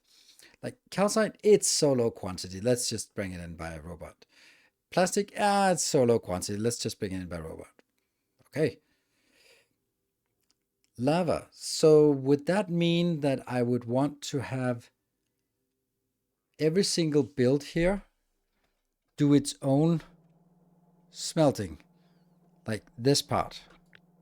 Or would I say, you know what, I'm going to have a centralized smelting and then I'm just going to push it into the pipe, and my bus is liquid only, yes. But then you can also like coal, no, because when you need coal, you kind of need it in a high quantity, like here, but the rest of it doesn't need it. So maybe just when you make this, don't make it on a bus, but just make it like next to a coal deposit. But my point is, are we going to make, should we rely on a bus that we can tap from? And if so, what is going to be on that bus? Because there's pros and cons of each.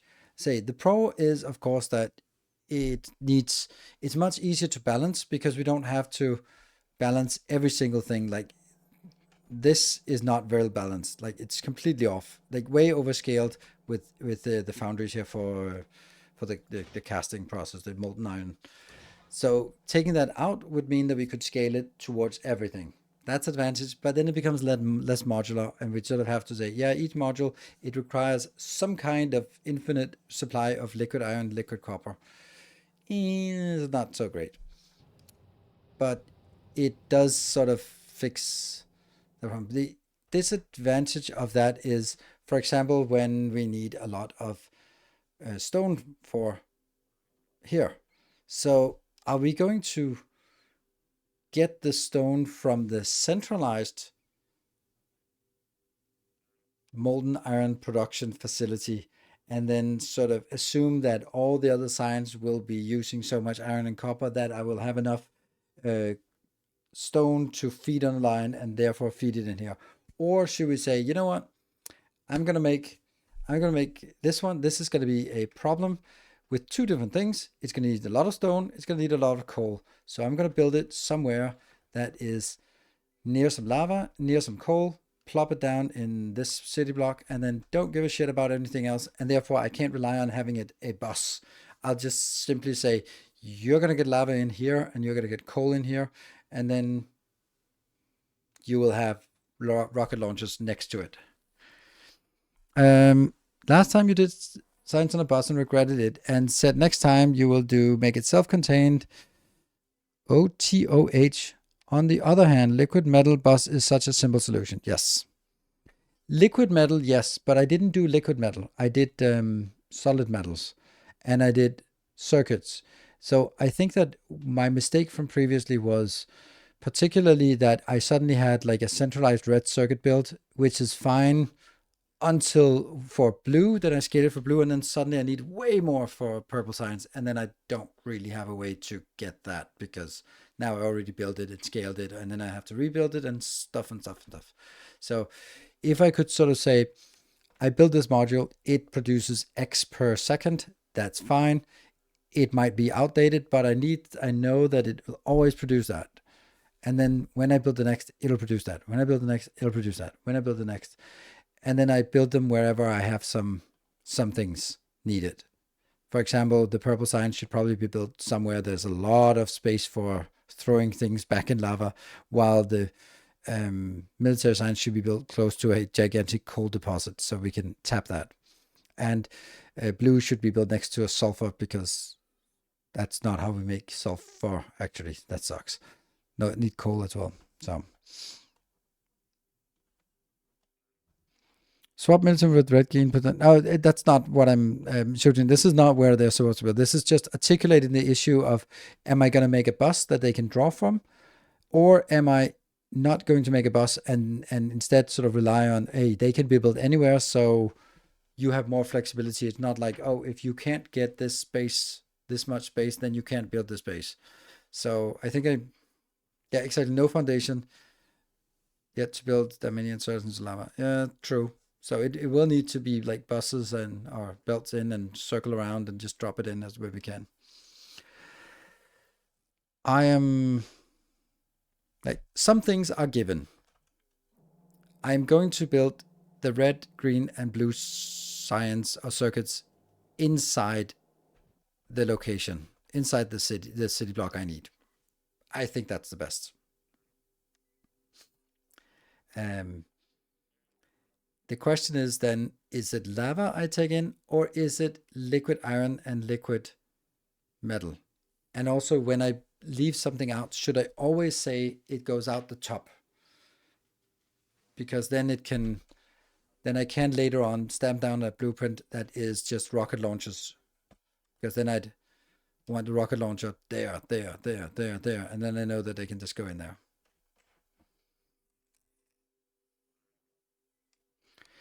Wouldn't military chemical production science be easier to build in later scale analysis? I don't agree. Nope, not at all. And exclusively from the point of, you have to tap more resources, and that takes forever. And you have to import calcite. Not a big deal, but you have to do it. Thinking about the second run of Space Age feels weird, because it feels like I should speed run to unlock all of the new tech, then go back to actually start building with all the cool, good tech. For example, it feels weird to do all the science on Volcanus so early without EM plants. I agree. That's also a really good point. Like, that's a exceptionally good point, which might be like, okay, we only have to build these two sciences because those are the ones we need, and they don't need to be built very big. And then we can just accept that it's just going to work really slowly on Novice. And that will be enough to unlock the stuff on Fulgora. We need to unlock Fulgora. When we have Volcanus Fulgora unlocked, then we have everything.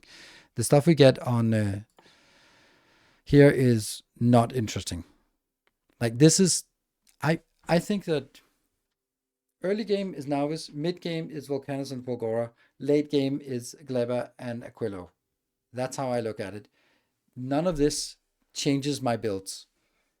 It gets me to epics, but do I really want epics when I can get legendaries? Not really. Is there anything here that I must have? Stack inserters, they're nice. They're not essential. And like productivity modules, yeah, they're super nice, but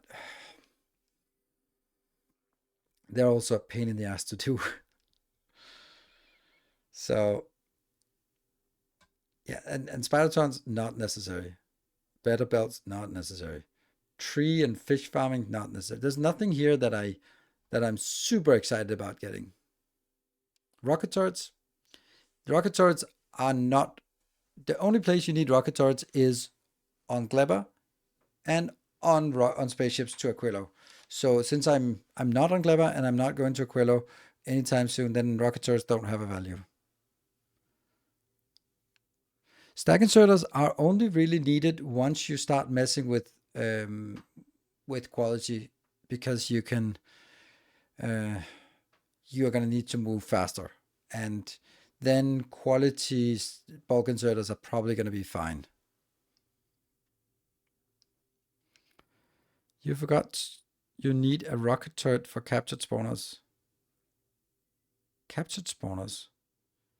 Yeah, but again, that's Gleba science. Like the only thing I need it for is this one, and this is Gleba science. So if I'm not on Gleba, I don't need a rocket turret.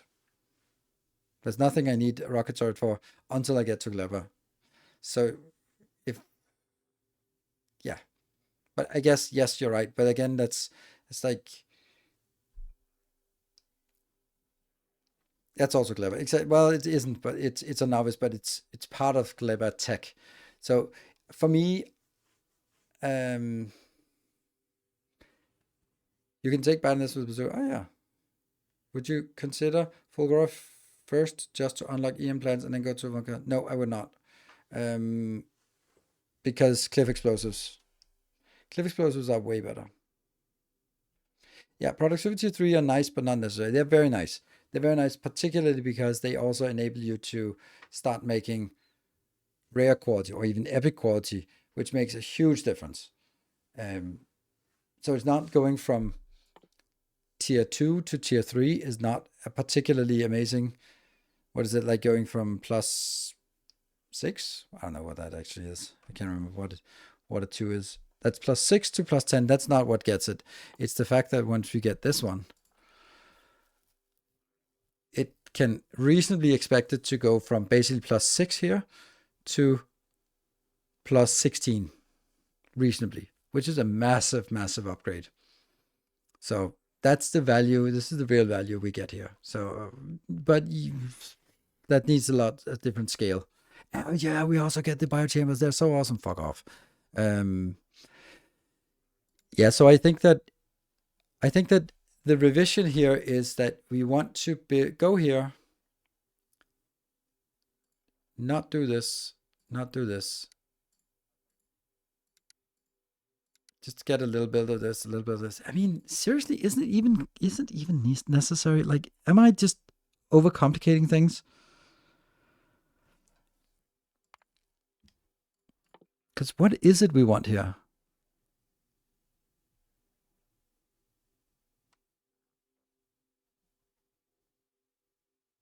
Like, how expensive is it? Like, I'm just thinking, like, what does this one need?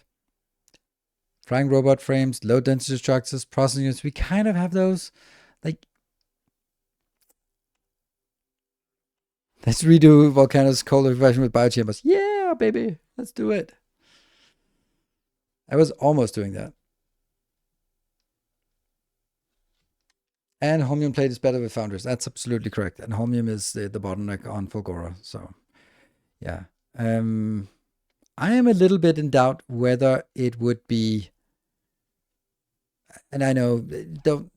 Okay. I'm not very good at admitting I make a mistake, but I'm kind of starting to think that maybe we should make a simple purple and yellow signs here.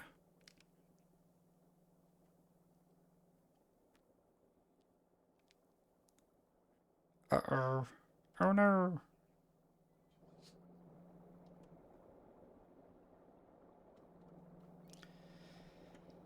Have a tiny starter base to unlock tech, then rebuild everything later on. Yeah. I guess that's I don't know. I don't know how speedrunners do it. They go to Gleba first because then they unlock the biochambers. I don't know. I think is that how it goes? Want all signs on Volcanus by the end game due to infinite lava. So might as well start ASAP. I don't agree with that, Jimbo Jeff. That's exactly what I was thinking previously, but the fact that we don't have EM plants means that all the circuits needed for all the signs is really bad and has to be done as soon as we get EM plants. But once we have EM plants, when we have modules, we have beacons, we have tier 3 assemblers, we have foundries, we have electromagnetic plants. Once we have that, we can do the final design and then stamp it down. And then if you get higher quality modules, beacons, machines, you can just make it better as it goes along. But the layout is going to be the same. And I think that's really valuable to sort of not build something that's going to last 5 hours and then come back and then tear it down and rebuild it. So kind of figure out, like, if we do something temporary, it has to be really temporary. Or if we do something properly, it has to be really properly. Like these things, we're always going to need robots, and we might as well build them on Novice for a long time. So happy, right? No, I would not wait for Cry or whatever for the sign design. It's not very impactful. And then there would also be like way too late. Then we're in endgame, and then we couldn't get there anyway. But I think that landing on Volcanus, getting cliff explosives is very valuable. Either getting purple signs and yellow signs there, or getting them back here is fine. But I think the main reason why I don't do it here is because I just don't have the capacity for it. Not space-wise, I could just move things around, but in terms of if I was building purple signs here, purple signs is consuming more than all of the red circuits I have. So all the steel I have, so it's gone. And yellow signs gone, blue circuits. That means the base is just not working. Everything is just working at 25% because these are really intense. So I'm kind of leaning towards like, yeah, sure, this sucks and all, but what if I had something that was like how bad is this?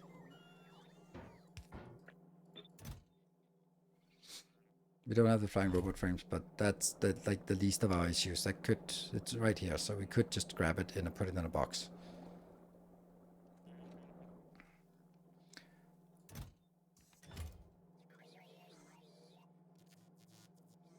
Samya on Novice on top of this base is pretty small. Additional.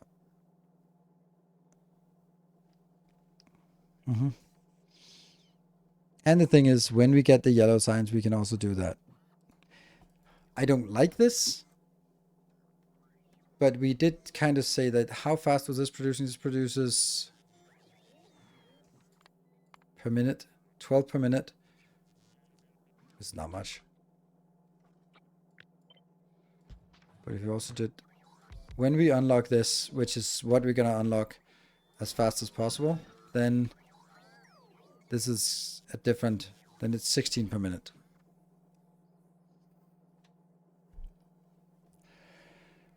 Let's see.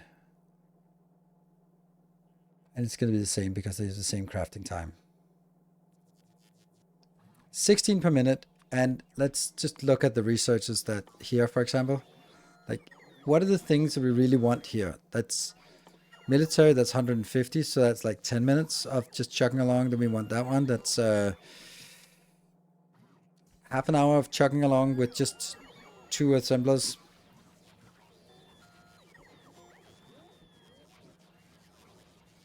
Why? Okay. One thought to add for yellow and purple on Novice. Just throw the blueprint down and let them work at whatever speed they do at the end of the bus while you go over to Volcanus and do stuff there. Bots will build it and sometime later start working. Yes, I agree. Why is your reason for going to Volcanus first cliff explosives if you only use them on Volcanus? You could just build a simple base on Fulgora for the implants, then come to Volcanus and have your cliff explosives. Don't really need to build much on Fulgora. Yep.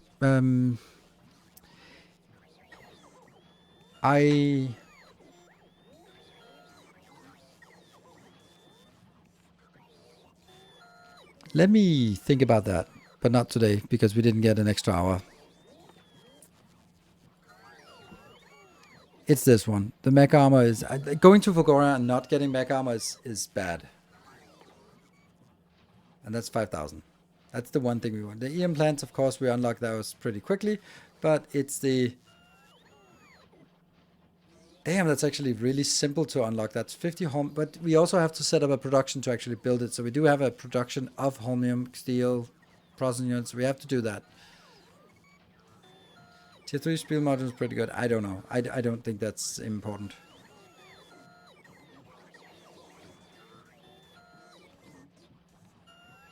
Foundries before Fulgora is also a good idea. Like that's the thing. Like no matter what, there's an argument for if you go there, but then you miss this part. If you go here, then you miss this part. So whatever you want. There's also the part that holmium can actually be made in a foundry. So that's going to be super valuable to make it in a foundry, which gives us plus 50% plus extra speed. Like crafting speed 4, it's amazingly efficient, this part, plus the 50% productivity, because you're going to be lacking for holmium ore in the beginning. So getting that 50% immediately is super amazing. So it's like, if you go to Fulgora first, then you get the EM plant, but not the, but you still have to build it and set up a continuous production of EM plants, but you don't get the foundries. Or if you go to Volcanus, then you get the foundries and the cliff explosives, but don't have the EM plants. So either way, you're going to have to do something before the other. But that's not going to be today. So thank you very much for joining. A new extension today either. Tomorrow and Thursday will be the finishing up of Assassin's Creed for the few people who are interested in that. And then I will be back here with more on next Sunday with more Factorio. So hope you want to be joining this series and check out what's coming on the channel.